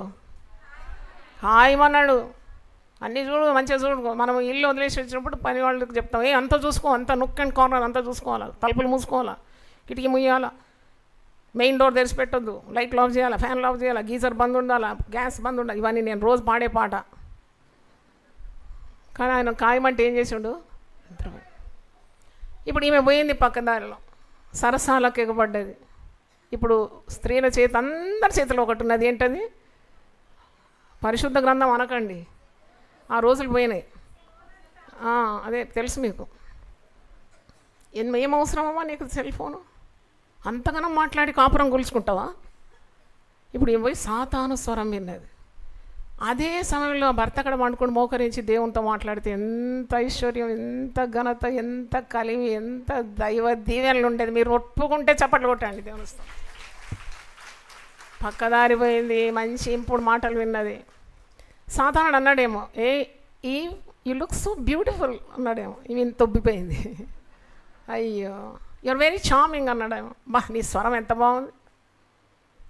కొందరు అంటారు నాతోటి, ఈ ముసలమ్మతోటి, మీ స్వరం భలే అండి, అసలు ఫోన్లో వింటే మీ ఏజ్ ఎంతో మేము చెప్పలేము. అబ్బా చాలు, ఇక నన్ను ఎందుకు ఇంత బాధిస్తున్నారు మీరు? ఈ స్వరం నాది కాదు, ఎవరు ఇచ్చినారు? దేవుడే ఇచ్చిన. దేవునికే ఘనత, మహిమ, ప్రభావములు కలుగును గాక అనాలి. అట్లా ఈమెం చేసింది? సాతాను సాంగత్యంలోకి వెళ్ళిపోయింది, చేయరాని పని చేసింది. ఆజ్ఞను అతిక్రమిస్తే ఏంగా పరిగణింపబడుతుంది? పాపం. ఆజ్ఞ అతిక్రమమే పాపం. కానీ ఆమె జీవితం నేను చూసినప్పుడు శిక్ష వచ్చింది. ఆమె కుటుంబంలో దేవుని ఆజ్ఞ మీరినందుకు తన ఇద్దరు కుమారులు ఏబేలు, కయీను వాడు ఒక హంతకుడు అయిపోయినాడు. ఒక తల్లికి ఇంకెంత బాధ. నీ కొడుకు హత్య కేసులో ఇరికిపోయినాడు, పోలీసు వాళ్ళు వచ్చినారు, సంఖ్యలు వేసుకొని జైల్లో తోసేసినారంటే నీకు నెమ్మది ఉంటుందా? చెప్పండి. నువ్వు అన్నం తినగలుగుతావా? ఇంకా నీ సుఖం కోరుతావా? ఇంకా పట్టు చీర అడుగుతావా? కాళ్ళకు గజ్జలు అడుగుతావా? 4 వరుసల చైన్ అడుగుతావా? వద్దు, నాకు ఇవన్నీ అస్సలు వద్దు, నా కొడుకు కావాలంటావు కదా. మరి ఆ బుద్ధి ముందే ఉంటే ఎంత బాగుంటుంది. మొదటి హత్యాకారుని చూసింది ఏ తల్లి అంటే అది ఆమె పేరేంటి? అవ్వ. ఎవరో కాదు, కానీ పెంచి పెద్ద చేసిన కొడుకు. ఎవరినో కాదు, ఇంకొకడుకును మరి కని పెంచి పెద్ద చేసింది హేబేలు. నీతిమంతుడైన హేబేలు అని ప్రాణం తీసేసినాడు. ఒకడేమో మరణించినాడు, మరొకడేమైనాడు? హంతకుడైపోయినాడు. కన్నులారా చూస్తాం మనం చేసే కార్యాలు. యూ కెనాట్ ఎస్కేప్ గాడ్స్ రాత్. నువ్వు అనుకుంటున్నావు అన్నీ చెల్లిపోతుందని, ఏది చెల్లదు. నేను చెప్తున్నాను, చాలామంది తప్పుడు బోధలు చేస్తారు. కృపాకాలం అండి, అన్ని దేవుడు చూసి చూడనట్టుంటాడంట. చూసి చూడనట్టున్న ఆ యుగం అయిపోయింది. ఇప్పుడు నరులను ఆయన ఏం చేస్తున్నాడు? పరిశీలిస్తున్నాడు. సామెతలు 15:3 ఉంది. యెహోవా కనుదృష్టి లోకమంతటా సంచరిస్తుందంట. చెడ్డవారిని చూస్తుందంట, మంచివారిని కూడా చూస్తుందంట. యథార్థవంతులను బలపరచుటకు ఆయన కనుదృష్టి లోకమంతా సంచరిస్తుంది. దేవునికి స్తోత్రం. ఈ అవ్వ, ఆదాము అంత మంచి పరదైసు. నేను ఎప్పుడన్నా నాకైనా దొరకలేదు అదని. ఒక మీటింగ్ పెట్టడానికి ఎన్ని తిరుగులు తిరుగుతాను. ఆ పరదైసు నాకు ఇస్తే ఎన్ని మీటింగ్లు పెట్టేదాన్ని అనుకుంటాను నేను. వాళ్ళు ఎంత అదృష్టం. వాళ్ళు కట్టలేదు, నాటలేదు, పచ్చని చెట్లు, చక్కని పండ్లు, దేవుని ఆజ్ఞలు గైకొని చక్కగా అక్కడ కుదుటబడి ఉంటే ఎంత సంతానాభివృద్ధి, ఎంత ఆశీర్వాదం, ఎన్ని దైవదీవెనలు. సాతానుడు నీ పునాదులను ఏం చేస్తాడు? పడగొడతాడు. జాగ్రత్త. దేవుని నియమాలకు విరుద్ధంగా ఏ పని చేయడానికి తెగించొద్దు ఎప్పుడు దేవుని బిడ్డలు. Never take the courage to do something wrong without God's knowing. అనుకుంటున్నావు దేవుడు చూడడం లేదని, నేను దేవుడు చూస్తున్నాడు. రహస్యమందు చూచు దేవుడు అనే వాక్యంలో మత్తయి సువార్త 6వ అధ్యాయంలో 3 సార్లు రాసి ఉంది. God who seize you in secret. నీ కుటుంబానికి అది కీడు. కుటుంబాల కొరకు ప్రత్యేకంగా కేటాయించబడిన దినం ఇది. నువ్వు అనుకుంటున్నావు నీ చెల్లిపోతుందని, చెల్లదు. దేవుని దగ్గర పాపం బయటపడుతుంది, అవమానానికి గురవుతావు. జాగ్రత్త. ఎందుకు నీకు పాపం? దేవుడు ఎంత ఇచ్చినాడు నీకు ఆహారం, ఎంత సమృద్ధి ఇచ్చినాడు, ఎంత పలుకుబడి ఇచ్చినాడు, ఎంత అందం ఇచ్చినాడు, ఎంత ఆరోగ్యం ఇచ్చినాడు. నీకు కావలసిందంత ఇచ్చినాక పాపానికి చెలరేగుతావా? ఎవరు చూడడం లేదనుకుంటావా? ఒక మాట పరిశుద్ధ గ్రంథంలో ఉంది, పరిశుద్ధాత్ముడు నన్ను ప్రేరేపిస్తున్నాడు. యెషయా గ్రంథం 29:15 వచనం నేను చదువుతున్నాను. Book of Eicher 29:15.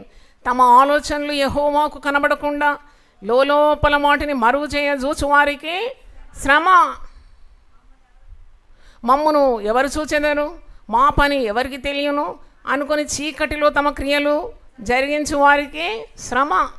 శ్రమ అంటే ఇంకంతే, ఉగ్రత.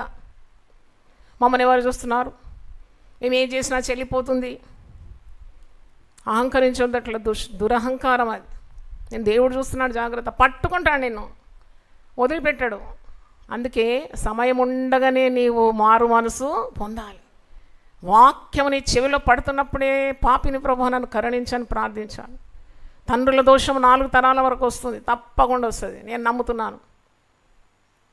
తల్లి చేసిన పాపం పిల్లల మీదకి వస్తుంది, నేను నమ్ముతున్నాను. అది తల్లిదండ్రులు చేసిన మంచి కార్యాలు తప్పకుండా పిల్లల మీదకి వస్తుంది. నేను ఈరోజు ఆశీర్వదింపబడిన స్త్రీగా ఉన్నానంటే కేవలం నా తల్లిదండ్రులు దేవునికి భయపడినవారు.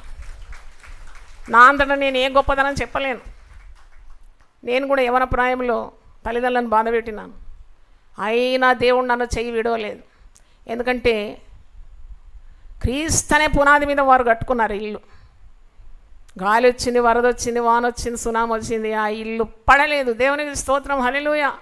సాతానుకు దేవుడు నన్ను అప్పగించలేదు. ఎందుకంటే తల్లిదండ్రులు కార్చిన కన్నీరు. నేను అప్రతిష్ట తీసుకొని రాలేదు నా తల్లిదండ్రులకు.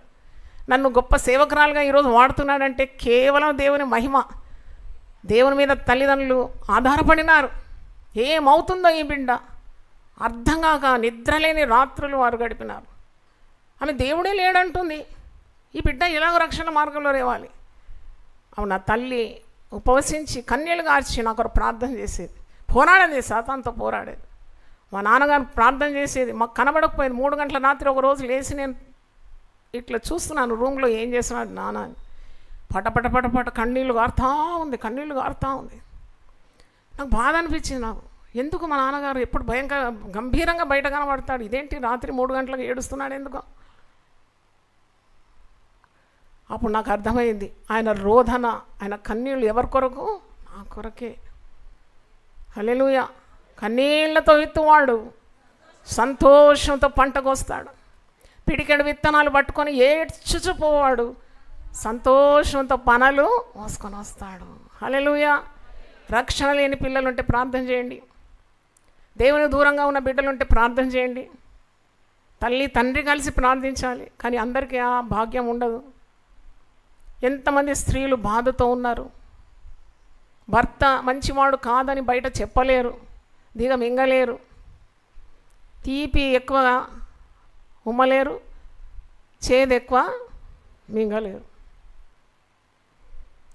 నలిగిపోతూ ఉంటారు కుటుంబంలో స్త్రీలు. స్త్రీలనే కాదు, పురుషులు కూడా. ఇప్పుడు సమమండి. ఇప్పుడు స్త్రీలకు మరి అన్నీ ఫ్రీ కదా, ఇప్పుడు అన్నీ ఫ్రీ. ఇప్పుడు ఇంకేదో 15,000 ఇస్తారట. అమ్మో, ఇంకేం చేస్తారో దేవా. ఇప్పుడే ఫ్రీ బస్ ఇచ్చి ఇంట్లో కాళ్ళు నిలవడం లేదు, ఇంకా 15,000 చేతికి కూడా ఇస్తే ఇంకేమవుతారు? సన్న బియ్యం అంట, ఫ్రీ అంట. మరి అమ్మో, ఇదేంటి, నాకు అసలు కనుబొమ్మలు ఎత్తేసాను. ఇదేంటి నాయన, ఇవన్నీ సుఖ సౌకర్యాలు ఇస్తే. అందుకే బైబిల్లో రాసింది, సుఖాసక్తి గల స్త్రీలారా మీరు దేవుని మాట వినండి. అంటే పురుషులు వినొద్దని కాదు, పురుషులకు కూడా వాక్యం ఉన్నది. మీరు దేవునితో చేసే ప్రార్థన పవిత్రంగా ఉండాలంటే మీరు స్త్రీని బాధ పెట్టకూడదని ఉంది. భార్యలను మీరు ఏం చేయొద్దు, నిష్ఠూర పెట్టకూడదని ఉంది. చాలామంది పురుషులు కొడతారు స్త్రీలను. నేను అడుగుతున్నానండి, నేను ఐపీఎస్ అయితే కాదు కానీ దేవుని సేవకురాలు. ఐపీఎస్ కంటే ఎక్కువ భయపడాలి దేవుని సేవకురాలకు. ఎందుకు కొడుతున్నారు మీరు? మీరు ఎందుకు కొడుతున్నారు? మీకు ఎవరిచ్చినారు లైసెన్సు? స్త్రీ నీకు సాటి అయినా సహకారి, నీ సగటు శరీరం. మీరు ఇద్దరు కలిస్తేనే ఒక్క శరీరం అంట. ఇది దేవుని దృష్టిలో గొప్ప మర్మం అంట. ఇది దేవుడు పెట్టిన గొప్ప మర్మం. స్త్రీ పురుషుడు ఏకమై సంతానాన్ని చూస్తున్నాడంటే దైవ అనుగ్రహమే తప్ప ఇంకేమున్నది? దేవునికి స్తోత్రం, హల్లెలూయా. సంతోషంగా బ్రతకడానికి ఎందుకు రాదు మనకు?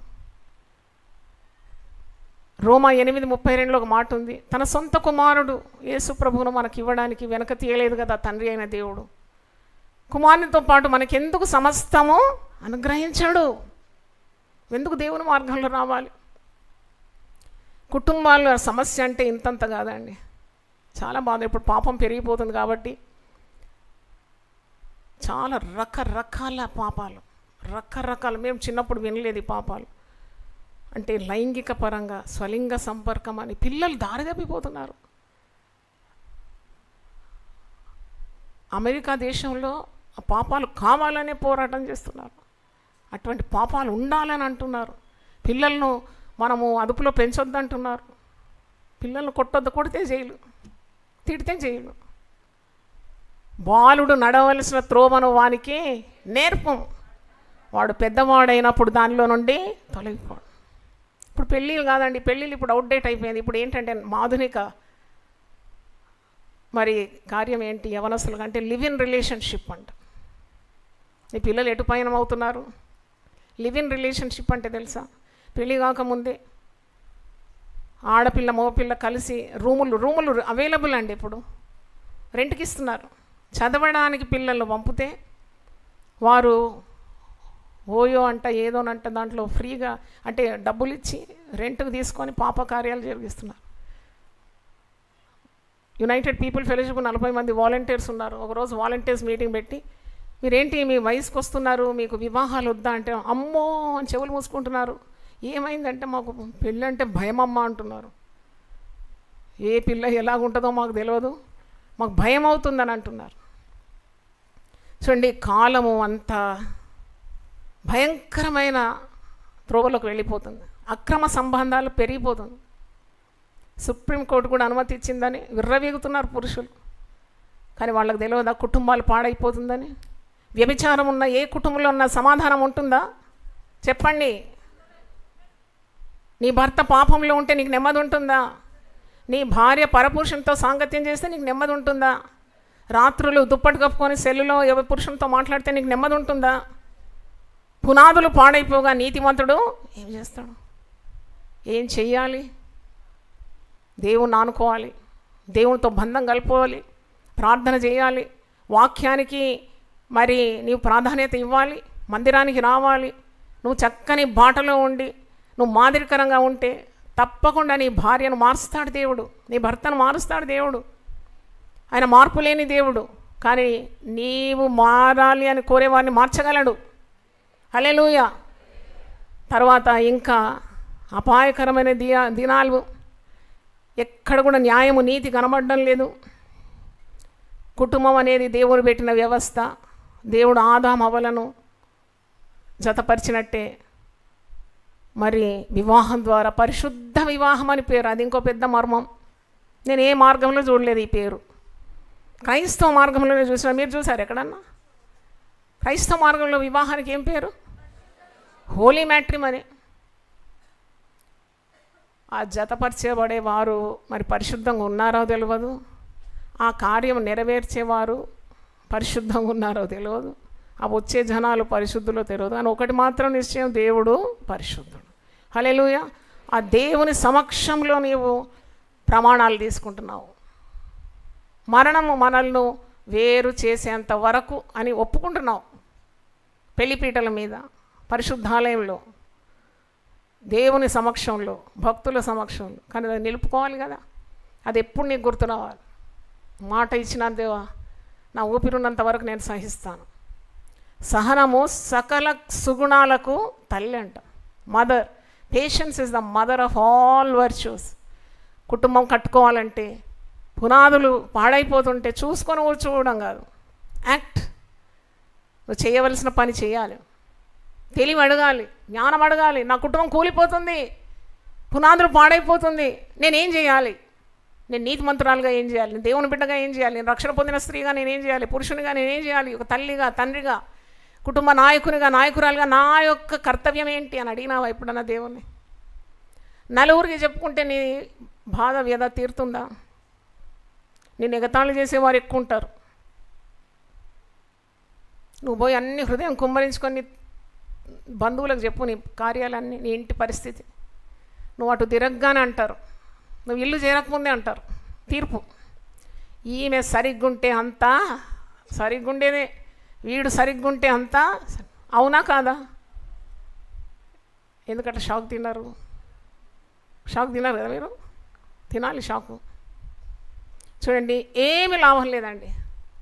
అందుకే దావీదు మహారాజు అంటున్నాడు, నువ్వు పారిపో, నువ్వు ఎక్కడైనా కొండకు పారిపో అని స్నేహితులు అంటే నేను ఎక్కడ పారిపోవాలి?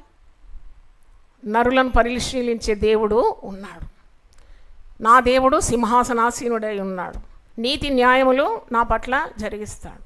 నా అంతరంగాన్ని చూస్తాడు. యథార్థవంతులు ఆయన ముఖ దర్శనము చేస్తారు. చప్పట్లు గట్టి కొట్టి దేవుని స్తుతించండి. హల్లెలూయా. చివరిగా మరి కుటుంబంలో ఉన్న సమస్యలు చాలా ఉన్నాయి. చాలామంది ఆర్థిక ఇబ్బందుల్లో ఉన్నారు. చాలా కేర్ఫుల్గా ఉండాలి. How to manage finance. మరి నీకు ఉన్నది కొద్దిగా, నువ్వు ఖర్చు పెట్టేది ఎక్కువ అంటారు పెద్దలు. అంటారు ఎంత మంచమో అంత కాలు జాపుకో. మితిమీరిన రాగం, శృతి మీరిన వేగం, హద్దులు మించిన ఖర్చు, ఇవన్నీ నిన్ను కీడులోకి పాడేస్తుంది. తర్వాత చూసినప్పుడు అనారోగ్య సమస్యలో ఎవరైనా ఇంట్లో అలాంటి వారు ఎయిలింగ్ పీపుల్ ఉంటే చాలా సమస్యనే, అందరికీ బాధ. కానీ దేవుడు స్వస్థపరుస్తాడనే సత్యాన్ని ఇంకా మీ హృదయంలో రాలేదు. Claim the healing power of Jesus. హల్లెలూయా. తర్వాత చూస్తే ఉద్యోగ సమస్య, ఉద్యోగం లేదు, పిల్లోడు చెట్టంత అయినాడు, ఉద్యోగం రావడం లేదు. ప్రార్థన చేయి. నా పేరిట నన్ను ఏం అడిగినా నేను దాన్ని మీకు ఇస్తాను. ప్రార్థన చేయి. You see the glory of God. ఒక కుటుంబం అండి వలస వచ్చినారు పట్టణానికి. ఆయన చెయ్యి ఏమో పడిపోయింది. వాళ్ళు ప్రార్థనకు వచ్చినారు నా దగ్గర ఒక 15-20 సంవత్సరాల ముందు. చాలా దయనీయమైన పరిస్థితి, 4 పిల్లలు. ఆ పరిస్థితి చూడలేక నేను ఒక 2,000 రూపాయలు ఇచ్చి, అమ్మ నీకు కావలసిన కిచెన్ సామాగ్రి అంతా కొనుక్కో, తీసుకురా, నేను బ్లెస్ చేసి నీకు ఇస్తా, ప్రార్థన చేసి మీ ఇంట్లో తీసుకుపో, దేవుడి ఇక మీద నీకు ఏ కొదు ఉండనియడన్న. ఆమె అలాగే చేసింది. భర్తకు చేయి లేపరాదు, పడిపోయింది. అయితే ఇచ్చింది, మంచిగా ప్రార్థన చేసి, మనస్సారా ప్రార్థన చేసి ఆయన పంపించినాను. దేవుడు ఎంత అమితంగా ఆశీర్వదించినాడంటే, ఆమె కుమార్తె, పెద్ద కుమార్తె ఇప్పుడు బ్యాంక్ మేనేజర్ అండి. వివాహం చేసుకుంది కూడా మేనేజర్నే. చక్కని కొడుకు పుట్టాడు. రెండో పాప సెంట్రల్ గవర్నమెంట్లో ఉద్యోగిగా వచ్చేసింది. ఇంకా 2 పిల్లలు చదవడానికి చాలా ముందుంటారు. అంటే ఆ కుటుంబం వర్ధిల్లుట నేను కనులారా చూసినాను. ఎందుకంటే ఆమె సీక్రెట్ ఏంటి అని నేను స్టడీ చేసాను. అఫ్కోర్స్ నేను బ్లెస్ చేసి సరుకులు ఇచ్చినాను, సామాన్లు ఇచ్చినాను, ప్రార్థన చేసినాను, మన సంఘానికే వస్తుంది. ఏదైనా మరి వంట విషయంలో సహాయం చేస్తుంది, everything good. But she has one secret in her life. శుక్రవారం రాగాలని నోటిలో ఏం ముట్టుకోదండి. ఎంత పట్టుదలతో తన పిల్లల విషయం ప్రార్థన అంటే, ఆ ఉపవాసంలోనే మాకు పనులు చేసేది. నేను మాకు కొద్దిగా తినమ్మా, మరి పని చేసే వాళ్ళు ఉపవాసం చేస్తే ఎట్లా అని ఎంత అన్నగానే అస్సలు ముట్టుకోదు. ఆ టైం అయిన తర్వాత 3, 6, 5 టైం పెట్టుకుంటే అయిన తర్వాత ప్రార్థన చేసి ఆహారం వెళ్తుంది. ఆకాశమందున్న దేవుడు సింహాసనాసీనుడై నరుల హృదయాలను ఏం చేస్తున్నాడట? పరిశీలిస్తుంది. అవి పునాది వేసుకుంటుంది. దేవుని స్తోత్రం. ఇప్పుడు పేదవాళ్ళకు కూడా సహాయం చేసే రీతిలో వాళ్ళని ఆశీర్వదించినాడు దేవుడు. ఆయన చెయ్యి బాగా చేసినాడు. దేవుని స్తోత్రం. గట్టిగా చప్పట్లు కొట్టండి. ఆ చెయ్యితో ఆయన భార్యను కొట్టపోయినాడు కోపం వచ్చి. ముందు నీ చెయ్యి ఎట్టుందో తెలుసా నీకు? అడిగినా నేను, ఎందుకు ఇంత రోషం? నా ప్రాణమా యెహోవాను సన్నుతించుము, నా అంతరంగమున్న సమస్తం ఆయన పరిశుద్ధ నామమును సన్నుతించుము, ఆయన చేసిన ఉపకారములలో దేనిని మరవకు. తర్వాత చూసినప్పుడు కలహాలు కయ్యాలు కుటుంబంలో వచ్చినప్పుడు ఏం చేయాలి? పునాదులు పాడిపోతే నీతిమంతుడు ఏం చేయాలి? కలహాలకు ఏదైనా సమయం వస్తే నోరు మూసుకోవాలి. శాంత మరి గుణం గలవాడు ఎప్పుడు మౌనిగా ఉంటాడు. వివేకం గలవాడు నోరు తెరవడు. నోరు తెరవని వాడిని జ్ఞానిగా ఎంచుతారని వాక్యంలో ఉంది. కలహము కయ్యం ఉన్నప్పుడు వెంటనే ఒక్కరు నిశ్శబ్దం అయిపోవాలి, ఇంకా రెచ్చగొట్టదు. తర్వాత భార్యాభర్తల అనుబంధం అది ఏ విధంగా పెంపొందించాలనే ప్రయత్నము, ప్రార్థన ఉండాలి. ప్రతిరోజు నువ్వు ఇంట్లో కలహిస్తే పిల్లలు పైకి రారండి. పిల్లల మీద మరి హృదయాల మీద లేని ముద్రలు పడతాయి. Better to be silent than fighting. నీకు మనసు నచ్చడం లేదు, బాధ అవుతుందంటే better be quiet. Be quiet and know that I am God. ఊరకుండి నేనే దేవుడనని తెలుసుకోండి. కీర్తన 46:10 ఆ మాట ఉన్నది. సమాధానాన్ని కోరాలంట. శక్యమైతే సమస్త జనులతో ఎలాగ ఉండాలి? సమాధానంగా ఉండాలి. చాలామంది చాలా కష్టపడతారు పురుషులు. ఇంట్లో భార్య బిడ్డల దగ్గర గడపడానికి సమయమే లేదు. పిల్లలు పండుకున్నప్పుడు ఉద్యోగానికి పోతారు, తిరిగి వచ్చినప్పుడు పిల్లలు నిద్రపోతుంటారు. అంటే అది ఎంతవరకు సమంజసం? భార్య బిడ్డలతో గడపడం అదొక భాగ్యము, అదొక బాధ్యత ఉన్నది. కొందరు మాట్లాడారు, కొందరు గృహాల్లో పురుషులు మాట్లాడితే ఏదో బంగారం ఊడిపోయినట్టు. భార్య మాట్లాడదు. ఎందుకు మాట్లాడారు? ఎక్కువ మాట్లాడకండి, కానీ తగినట్టు కలిసి మాట్లాడితే, కలిసి జీవిస్తే కలదు సుఖం అంటారు. కొన్నిసార్లు బాధ కలుగుతుంది, కలగదని నేను చెప్పడం లేదు, కానీ but you should have that motive that we are one. దేవుడు మమ్మల్ని ఒక్కరిగా చేసినాడు. మేము దేవుని నియమాల్లో ఉండాలి, మా పిల్లలు బాగుపడాలి, మా కుటుంబం ఆశీర్వదింపబడాలి. I should not cross the limits of God. ఎంత కోపం ఉన్నా, ఎంత బాధ ఉన్నా, దేవుడు గీసిన లకీర్ మీద ఉండడం ప్రయత్నించాలి, ప్రార్థన చేయాలి. Then God will definitely bless your family. ఎక్కువ సంపాదించాలని ఆ దేశం ఈ దేశం పోతూనే ఉంటారు. నాకు కూడా ఇంత అర్థం కాదు అసలు. ఆ కుటుంబ సంతోషం, సమాధానం వదిలిపెట్టి ఆస్తి సంపాదించుకొని దాన్ని అనుభవించడానికి ఉన్న యోగం లేదు చాలామందికి. నీకు దేవుడు ఆస్తి ఇస్తే సంతోషంగా ఉండడానికి కూడా ఆయన సమయాలు ఇవ్వాలి, వసతులు ఇవ్వాలి. లేకుంటే నీ ఆస్తి వల్ల ఎవరి ప్రయోజనం? కూడబెడతావు కానీ దాన్ని అనుభవించలేవు. కాబట్టి చాలా ఒత్తిడి అవసరం లేదు. There is no need for taking so much of stress. పరిశుద్ధ గ్రంథంలో ఉంది, ఎవరి మనస్సు నీ మీద ఆనుకొని ఉండును వాడిని పూర్ణ శాంతి గలవానిగా చేస్తాను. కొందరికి గిల్టీ కాన్షియస్ ఉంటుంది ఎప్పుడు. అయ్యో నేను చేయలేకపోతాను, అయ్యో నా పిల్లలు, అయ్యో నా భార్యను సుఖపెట్టలేకపోతాను. అపరాధ భావం అంటారు తెలుగులో. అది కూడా పోతుంది నువ్వు ప్రార్థన చేసినప్పుడు. When you are a prayerful person, God will deliver you. 6 బాధల నుండి నిన్ను విడిపిస్తాను. 7 బాధలు కలిగినా నీ కేకీడు తగలదు. విడిపించే దేవుడు. హల్లెలూయా. తర్వాత మీరు చూసినప్పుడు ఈ దినాల్లో చాలా అంటే మనము ఆలోచించదగిన విషయం, ఈ సెల్ ఫోన్ భూతాన్ని బంధించండి. భర్త ఉదయం లేస్తే అదే, పండుకునేదాకా అదే. ముఖ్యంగా రిటైర్డ్ పీపుల్, వేరే పనే లేదు ఇంట్లో. భార్యలు కూడా అలవాటైపోయినారు. పాపం వ్యాపిస్తుంది. నీ ఇంట్లో రోగం ఉంటే అది వ్యాపిస్తుంది. అంటుకునే రోగాలు ఉంటాయి కదా చాలా, అంటు వ్యాధి అంటారు. ఎందుకంటారంటే అది ఒకరి నుండి ఒకరికి అంటుకుంటుంది. నిన్ను చూసి నీ పిల్లలు, నిన్ను చూసి నీ భార్య. ఇప్పుడు అందరి చేతిలో ఏముంటుంది? ఎవరైనా మాట్లాడతారా? 6 కలిసి కారులో ప్రయాణించండి. ముందు రోజుల్లో అయితే ఎంత మాటలు, ఎంత మంచి కుశలం అడిగేది, మాటలు ఉండేది. ఇప్పుడు ఏం లేదు, అందరూ ఆ బొమ్మను చూస్తూ ఉంటారు. అది మానుకోవాలి. దేవుడు విడుదలకు నాయకుడు. విడిపించిన ఆయన ఈ కట్టును అంటే దేవుడు తప్పకుండా సహాయం చేస్తాడు. దేవుని స్తోత్రం. చిన్న పిల్లలు ఆటిస్టిక్గా పుడుతున్నారు. కోవిడ్ దినాలు అయినాక చాలామంది కుటుంబాల్లో ఆటిస్టిక్ చిల్డ్రన్ ఉన్నారు. మెదడు సరిగా పనిచేయడం లేదు, పిలిస్తే పలకడం లేదు. ఆటిజం ఎందుకు వచ్చింది అబ్బా అని అనుకుంటున్నారు. అది ఇంకేంటది? దేవుని కోపమే అది. అంటే నీవు నీ పునాది క్రీస్తులో ఉన్నప్పుడు, క్రీస్తు మాట విన్నప్పుడు నీకు ఎలా ప్రవర్తించాలి, ఏం చేయాలి, క్రీస్తుకు అనుగుణంగా ఎలా జీవించాలి, క్రీస్తును పోలిన జీవితం, క్రీస్తును కలిగిన మనస్సు, ఇవన్నీ నువ్వు పాటించినప్పుడు నీ పునాదిని ఎవ్వడు కదిలించలేడు. No one can shake your foundation. దేవుని స్తోత్రం. మరి ఇంకా చూస్తే పిల్లలు కనుదృష్టి కోల్పోవడం, మెదడు సరిగా పనిచేయకపోవడం, ఇవన్నీ చాలా కుటుంబాల్లో ఉన్నాయి. వాటి కొరకు మనం ప్రార్థన చేయాలి తప్పకుండా. విడాకులు చాలా పెరిగిపోతున్నాయి. ఇప్పుడు ఎవరికి గ్యారంటీ లేదు. పెళ్ళి మాట వచ్చినాక పెళ్ళయ్యేంత వరకు ఎవరికి నమ్మకం లేదు. అది ఎప్పుడైనా విడిపోవచ్చు. ఎంత భయంకరం కదా.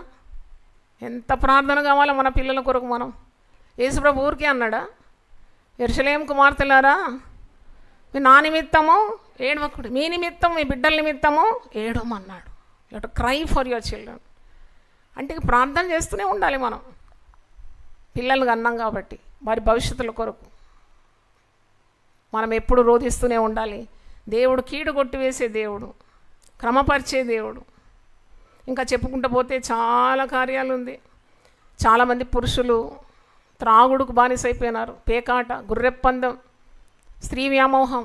మరి విశ్వాసులనే పేరే బైబిల్ పట్టుకొని గుడికి వస్తారు, చేసే పనులు ఇవి, వినేది దేవుని వాక్యం, ప్రవర్తనలో ఏదీ లేదు.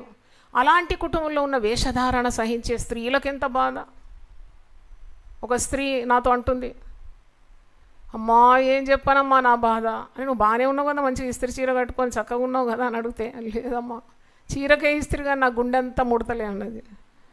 ఏంది నీ బాధ అంటే అన్నది, నా భర్త ప్రసంగం చేసినట్టు ఎవరు చేయరమ్మా, బల్ల కొట్టి ప్రసంగం చేస్తాడమ్మా, అందరు మార్మన్స్ కూడా పొందుతారమ్మా, కానీ ఇంటికి వచ్చిన తర్వాత రాగానే సినిమా చూస్తాడు 3 గంటలు. అయ్యో ఇది ఏ దారి,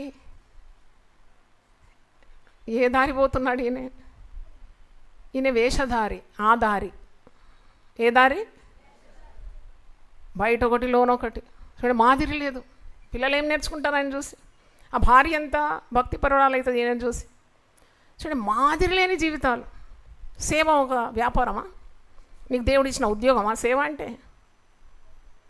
సేవ అంటే దేవుని చిత్తాన్ని నెరవేర్చడం, నలుగురికి మంచి మాటలు చెప్పడం, దేవుని మార్గంలోకి నడిపించడం కదా సేవ. నువ్వు చెప్పేదొకటి చేసేదొకట. ఇలాగ చాలామంది సేవకుల గృహాలు శిక్షకులోనవుతున్నాయి. శిక్షకులు దేవుని భయం లేదు. ఎలా ప్రవర్తిస్తున్నారంటే దేవుడు వారి జోబులో ఉన్నట్టే ప్రవర్తిస్తారు. అంతా మా వల్ల జరుగుతుంది అనుకుంటా. ఈ దినాల్లో దేవుని పేరట ఎన్ని మోసాలు జరుగుతుంది. వేషధారణ మరొక పాపము కుటుంబంలో తాండవిస్తుంది. వద్దు, అలాంటివన్నీ వదిలిపెట్టాలి. ప్రకటన 2:19 ఒక మంచి మాట ఉంది. నేను నీ క్రియలను చూసినాను, నీ పరిచర్యను చూసినాను, నీ విశ్వాసమును చూసినాను, నీ సహనమును చూసినాను, నీ ప్రేమను చూసినాను. శభాష్ అంటున్నాడు దేవుడు. దేవునికి స్తోత్రం, హల్లెలూయా. దేవుడు చూస్తున్నాడు అని ఒక భయంతో మన కుటుంబాలు దేవుని నియంత్రణలో నడిపించినప్పుడు తప్పకుండా కుటుంబాలు వర్ధిల్లుతాయి. Never allow sin in your family. నేను పోయిన ప్రసంగంలో కూడా మా సంఘంలో చెప్పినాను, సిన్ డజంట్ కమ్ సింగిల్. పాపం ఎప్పుడు ఒంటరిగా రాదు. నీవు దాన్ని అనుమతిస్తున్నకోలేదు, అది పెరిగి పెరిగి విస్తారం అయిపోతుంది. చిన్న పాపం నీ కుటుంబంలో, నీ పిల్లల్లో, నీ భార్యలకు, భర్తలు ఉన్నప్పుడే దాన్ని కట్ చేయాలి. నిపిట్ ఇన్ ద బడ్. ప్రార్థన చేయి, ఉపవాసం ఉండు, మాట్లాడు. ఈ పాపం చేస్తే కుటుంబానికి శాపం వస్తుందని చెప్పు నోరు తెరిచి. ఆమె జ్ఞానం కలిగి ఏం చేస్తుంది? నోరు తెరుస్తుంది. ప్రేమగా చెప్పు. జగడగొండిగా ఉండకూడదు, కుటుంబం అంతా పాడైపోతుంది. గయ్యాళిగా ఉండకూడదు, కుటుంబం అంతా పాడైపోతుంది. గయ్యాళితో కాపురం ఉండకంటే మిద్ద మీద ఒక మూల ఉండుట శ్రేష్ఠం. ఎవరు చెప్పినారు ఈ మాట? జ్ఞాని అయిన సొలొమోను అంటున్నాడు. చాలా కష్టం గయ్యాళితో బతకడం. ఆ మంచి మాటలే చెప్తుండొచ్చు కానీ చెప్పిందే చెప్తుంది, చెప్పిందే చెప్తుంది, అరిపోయిన రికార్డులాగా. అలా కాదు, నీ మాటకు విలువ ఉండాలి. నువ్వు నోరు తెలిసినావంటే భూమి కంపించాలి. దేవుని స్తోత్రం, హల్లెలూయా. అటు వాక్శక్తి మనకి ఇవ్వడా దేవుడు? నేను చూసినాను కాబట్టి చెప్తున్నాను. మా నాన్నగారు దైవజనుడు, దైవభక్తుడు, సేవకుడు, మిషనరీ. ఆయన కన్నుతోటి చూస్తే దాన్ని మేమంతా కడక్ అయిపోయాము పిల్లలం, 5గురం. కన్ను చాలన్నమాట. నీతిమంతుని కను దృష్టి చెడుతనాన్ని ఏం చేస్తాడ, చెదరగొట్టేస్తాడ. చప్పట్లు కొట్టి దేవుని స్తుతించా. You become so powerful in God that even if your eye sight is so powerful. చూస్తే చాలు వాని పాపం అంతా బయటపడుతుంది, వానికే తెలిసిపోతుంది అన్నమాట. అట్లా పవర్ఫుల్ ఉండేది మా నాన్నగారి కనుదృష్టి. మాకేం చెప్పలేదు, మీరు ఇట్ట చేయాలా అట్ట చేయాలా, స్టేజ్ మీద ఉండాలా, సాక్ష్యం చెప్పాలా, పాటలు పాడాలి, మాకేం చెప్పలేదండి. ఎంత పవిత్రుడు అంటే పిల్లలను పైన ప్రొజెక్షనే చేయలేదు. కానీ he set himself as an example. హల్లెలూయా. ఆయనే మాకు మాదిరి, అంతే. తరానికి మాదిరి అయిపోయినాడు. మా తల్లి మాదిరి అయిపోయింది. మా తల్లి సమయము వృధా చేయడం నేను చూడలేదు ఎప్పుడు. మీరు వింటే వినండి, మీకు బోర్ కొడితే మీ చెవులు మూసుకోండి, నేనైతే చెప్తా. నేను చెప్పుకుంటూనే పోతా. ఎందుకంటే నేను మారింది ఎవరో భక్తులు ప్రసంగం చేస్తే కాదు, నా తల్లి తండ్రి చూపిన మాదిరి ద్వారా నేను ఒక భక్తురాలు అయిపోయినాను. నన్ను చూసి నా పిల్లలు నా బాటలో నడవాలి, లేకుంటే నా భక్తి వ్యర్థం. నేను ఎప్పుడు దేవుని దగ్గర అడుగుతాను. నాకు నిజమైన భక్తి ఉంటే అది నా పిల్లలకు అంటుకొని తీరాలి. నిప్పు చిన్నదైనా అడవంతా ఏం చేస్తుందంట, తగలబెట్టేస్తుందంట. నాలో విశ్వాసం అంటుకోవాలి, నాలో ఉన్న పరిశుద్ధత అంటుకోవాలి, నాలో ఉన్న భక్తి అంటుకోవాలి, నాలో ఉన్న వాక్యం వారికి అంటుకోవాలి. లేకుంటే ఏం భక్తి? ప్రభు అయిన యేసుక్రీస్తునందు విశ్వాసం ఉంచుము, అప్పుడు నీవును నీ ఇంటి వారందరూ రక్షింపబడతారు. పునాదులు పాడైపోగా నీతిమంతుడు ఏమి చేయగలుగుతాడు? ఏమి చేయాలి? తగ్గించుకోవాలి, మోకరించాలి, ప్రార్థన చేయాలి, మారు మనసు పొందాలి, చేసిన పాపము ఒప్పుకొని వదిలిపెట్టాలి. నీ కుటుంబ రక్షణ కొరకు ఉపవాసం ఉండి ప్రార్థన చేయి. దేవుని నీతి నియమాల్లో ఉండు. వ్యర్థమైన వాటికి నీవు తావివ్వకు, వ్యర్థమైన వాటి జోలికి పోకు. మందిరానికి రా, నీ జీవితం మార్చుకో. అప్పుడు నువ్వు నడిచిన మార్గంలో నీ భార్య, నీ పిల్లలు కూడా నడుస్తారు. హల్లెలూయా. నోవహు గురించి విన్నారు కదా. నోవహు ఎంత విధేయుడైతే ఆ 3 కొడుకులు కోడళ్ళు ఆయన చెప్పినట్టు వింటారండి. ఎప్పుడైనా ఆలోచించినారా? 120 సంవత్సరాలు ఓడగట్టినాడు. ఆయన అందరు గేలి చేసినారు, లోకమంతా గేలి చేసినారు. వయసు మీరిన ముసలివాడు, వీనికి మతి తప్పింది. ఒక ఓడ, వర్షమే లేదు, జనాలు ఎప్పుడు వర్షమే చూడలేదాడు. వర్షం లేని చోట పెద్ద ఓడ 120 సంవత్సరాలు కడితే పిచ్చోడ అంటారు కదా, జనాలు అందరూ అన్నారు. కానీ వారి ఇంటి వారు అనలేదండి. హల్లెలూయా. ఇంటి వారికి ఆయన దర్శనం అర్థమైంది, ఆయన భార్యకు అర్థమైంది, తన పిల్లలకు అర్థమైంది, 3 కొడుకులకు అర్థమైంది, 3 కోడళ్ళకు కూడా అర్థమైంది. చప్పట్లు కొట్టి దేవుని స్తుతించండి. హల్లెలూయా, హల్లెలూయా. ఒక మాట మీకు జ్ఞాపకం చేసి నేను ముగిస్తున్నాను. ఆదికాండం 6వ అధ్యాయంలో నోవహు కుటుంబం గురించి ఉన్నది. 6వ అధ్యాయం చూడండి. ఏది, what is the secret of Noah? For a blessed family, for an obedient family, for doing the will of God and saving his entire family. నోవహు కుటుంబము మొత్తం జనప్రయాణం నుండి విడిపింపబడ్డది. ఆదికాండం 6వ అధ్యాయం 22లో నోవహు అట్లు చేశాను, దేవుడు అతనికి ఆజ్ఞాపించిన ప్రకారము యావత్తు చేశాను. దేవుడు అట్లు చేయలే, దేవుడు అట్లు చేశాను. ఎట్లు చేసినాడు? నోవహు దేవుడు ఆజ్ఞాపించినట్లు యావత్తు నోవహు విధేయుడై చేశాను. చప్పట్లు కొట్టి దేవుని స్తుతిద్దాం. హల్లెలూయా, హల్లెలూయా. మరి అందరూ ఒకసారి లేచి పడితే ప్రార్థన చేస్తాను.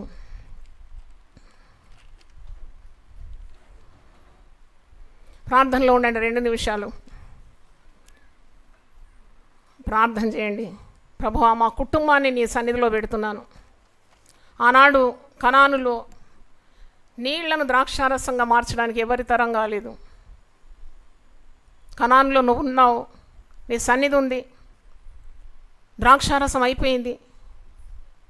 వచ్చే మరి అతిథులకు ఇవ్వడానికి ద్రాక్షారసం లేదు, అది సిగ్గుచేటు. ఆ అవమానాన్ని తొలగించినావు. 6 రాతి బాణాలు నా దగ్గర తీసుకొని రండి, అంచుల మట్టుకు నింపండి. అది వారికి చేతనైన పని. 6 బాణాలు శిష్యులు తేగలుగుతారు, నీళ్లతో నింపగలుగుతారు. కానీ ఆ నీళ్లను ద్రాక్షారసంగా మార్చేది వారి వశంలో లేదు నాయన. అక్కడ ఒక అద్భుతం చేసినావు. మొట్టమొదట ఒక సూచక్రియ నీ పరిచర్యలు చేసింది ఒక వివాహంలోనే. అవును తండ్రి, చప్పగా ఉన్న నీళ్లను, రంగు రుచి లేని నీళ్లను రుచితో, సువాసనతో, రంగుతో గుబులాయించే రీతిగా రుచికరంగా మార్చేసినావు. ఈరోజు చప్పటి కుటుంబాల కొరకు ప్రార్థన చేస్తున్నాను. ఏ రుచి లేదు, ఏ రంగు లేదు, ఏ సువాసన లేదు, ఏదో బతుకుతున్నామంటే బతుకున్నావు. అలా కాదు నాయనా. కుటుంబం అనేది నువ్వు పెట్టిన వ్యవస్థ. నువ్వు చేతులెత్తి ఆశీర్వదించగలవు నాయన. నీకు స్తోత్రం. నీ మాట వింటే మా పునాది, బండ మీద ఉన్న పునాది. నువ్వు పేతురుతో సెలవిచ్చినావు, నువ్వు పేతురు, నేను బండను, ఈ బండ మీద నా సంఘమును నేను కట్టేదాను. ఈ బండ మీద మా కుటుంబాలను కట్టగలుగుతావు నాయన. నీకు స్తోత్రం. పునాదులు పాడైపోతే ఏమి చేయగలము? నీతిమంతుడు ఏమి చేయగలుగుతాడు? చుట్టూ చూస్తే అక్రమం, భయంకరమైన వాతావరణం, అన్యాయాలు, దోపిడీలు, దొంగతనాలు, లంచగొండితనం, దుర్మార్గం, అసత్యం. అయినా ఎంత భయంకరమైన ప్రపంచంలో మేమున్నాం తండ్రి. జీవవాక్యం పట్టుకొని వక్రజనం మధ్యలో మేము జ్యోతుల వలె ప్రకాశించాలి. కొండ మీద ఉన్న పట్టణం వలె మా కుటుంబాన్ని తీర్చిదిద్దుమని ప్రార్థిస్తున్నాను. ఇది నీకు సాధ్యమునైనా. వేషధారణ మానిపోవాలి. ఎవరినో ప్రీతిపరచడానికి కాదు, ఎవరో మమ్మల్ని ప్రశంసించడానికి కాదు. మాకు ఇచ్చిన కుటుంబాలు నీ చిత్తము జరిగించడానికి మాకు సహాయం దయచేయండి. ఒక తల్లిగా పిలిచినావు, తండ్రిగా పిలిచినావు, యవనస్తులుగా పిలిచినావు నాయన. మాకు బాధ్యతలు ఇచ్చినావు, పిల్లలుగా మాకు కర్తవ్యం ఇచ్చినావు తండ్రి. నీ మాట వింటే మాకు ఎంత దీవెన. నా మాట గైకొను వారిని భూప్రజలందరికంటే గొప్పగా నేను ఆశీర్వదిస్తానన్నావు తండ్రి. నీకు స్తోత్రం. చక్కగా కట్టబడిన కుటుంబాలే చక్కని సంఘంగా మారిపోతుంది.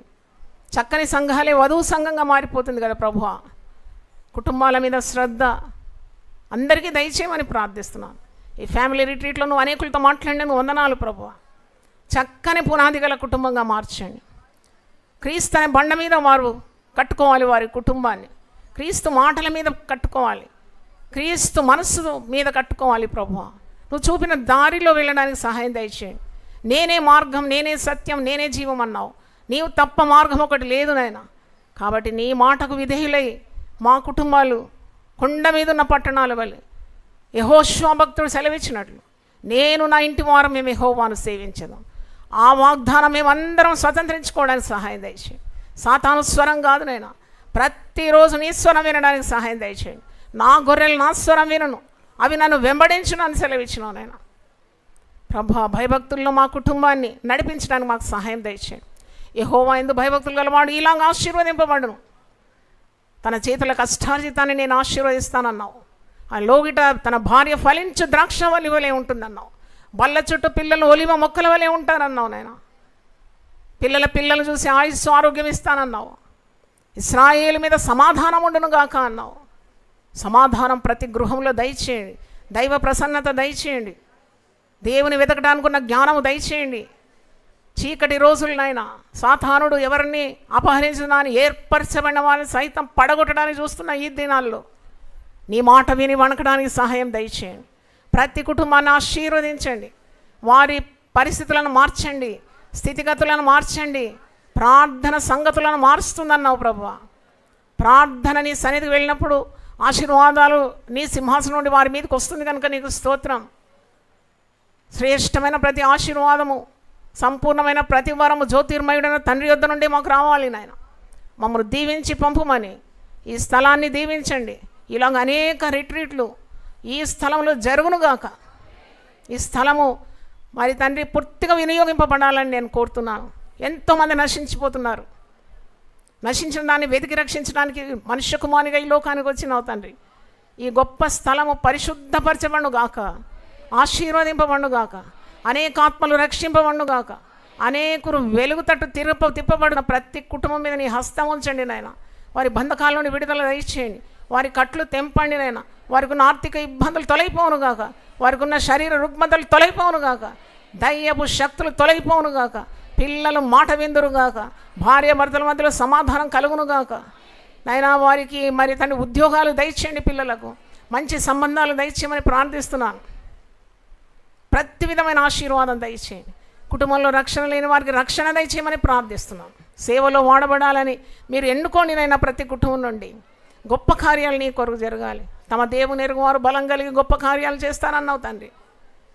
హల్లెలూయా.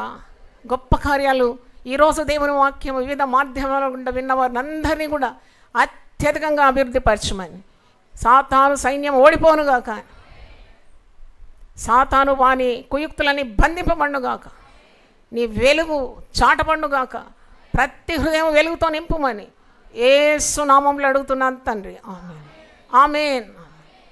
దేవుడు మనల్ని సమృద్ధిగా దీవించునుగాక.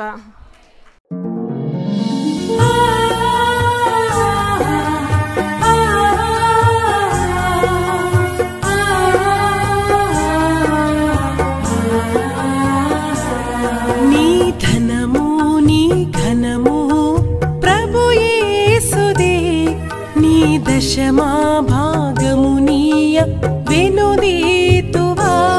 నీ ధనము నీ ఘనము ప్రభు యేసుదే, నీ దశమా భాగము నీయ వెనుదీతువా. ధరలోన ధనధాన్యములనీయగా కరుణించి కాపాడి రక్షింపగా. ధరలోన ధనధాన్యములనీయగా కరుణించి కాపాడి రక్షింపగా.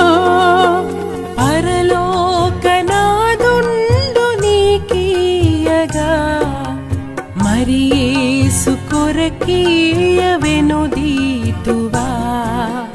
పరలోకనాథుండు నీకీయగా మరి యేసు కొరకీయ వెనుదీతువా. నీ ధనము నీ ఘనము ప్రభు యేసుదే, నీ దశమా భాగము నీయ వెనుదీతువా. పాడి పంటలు ప్రభువు నీకీయగా కూడు గుట్టలు నీకు దయచేయగా. పాడి పంటలు ప్రభు నీకీయగా కూడు గుట్టలు నీకు దయచేయగా.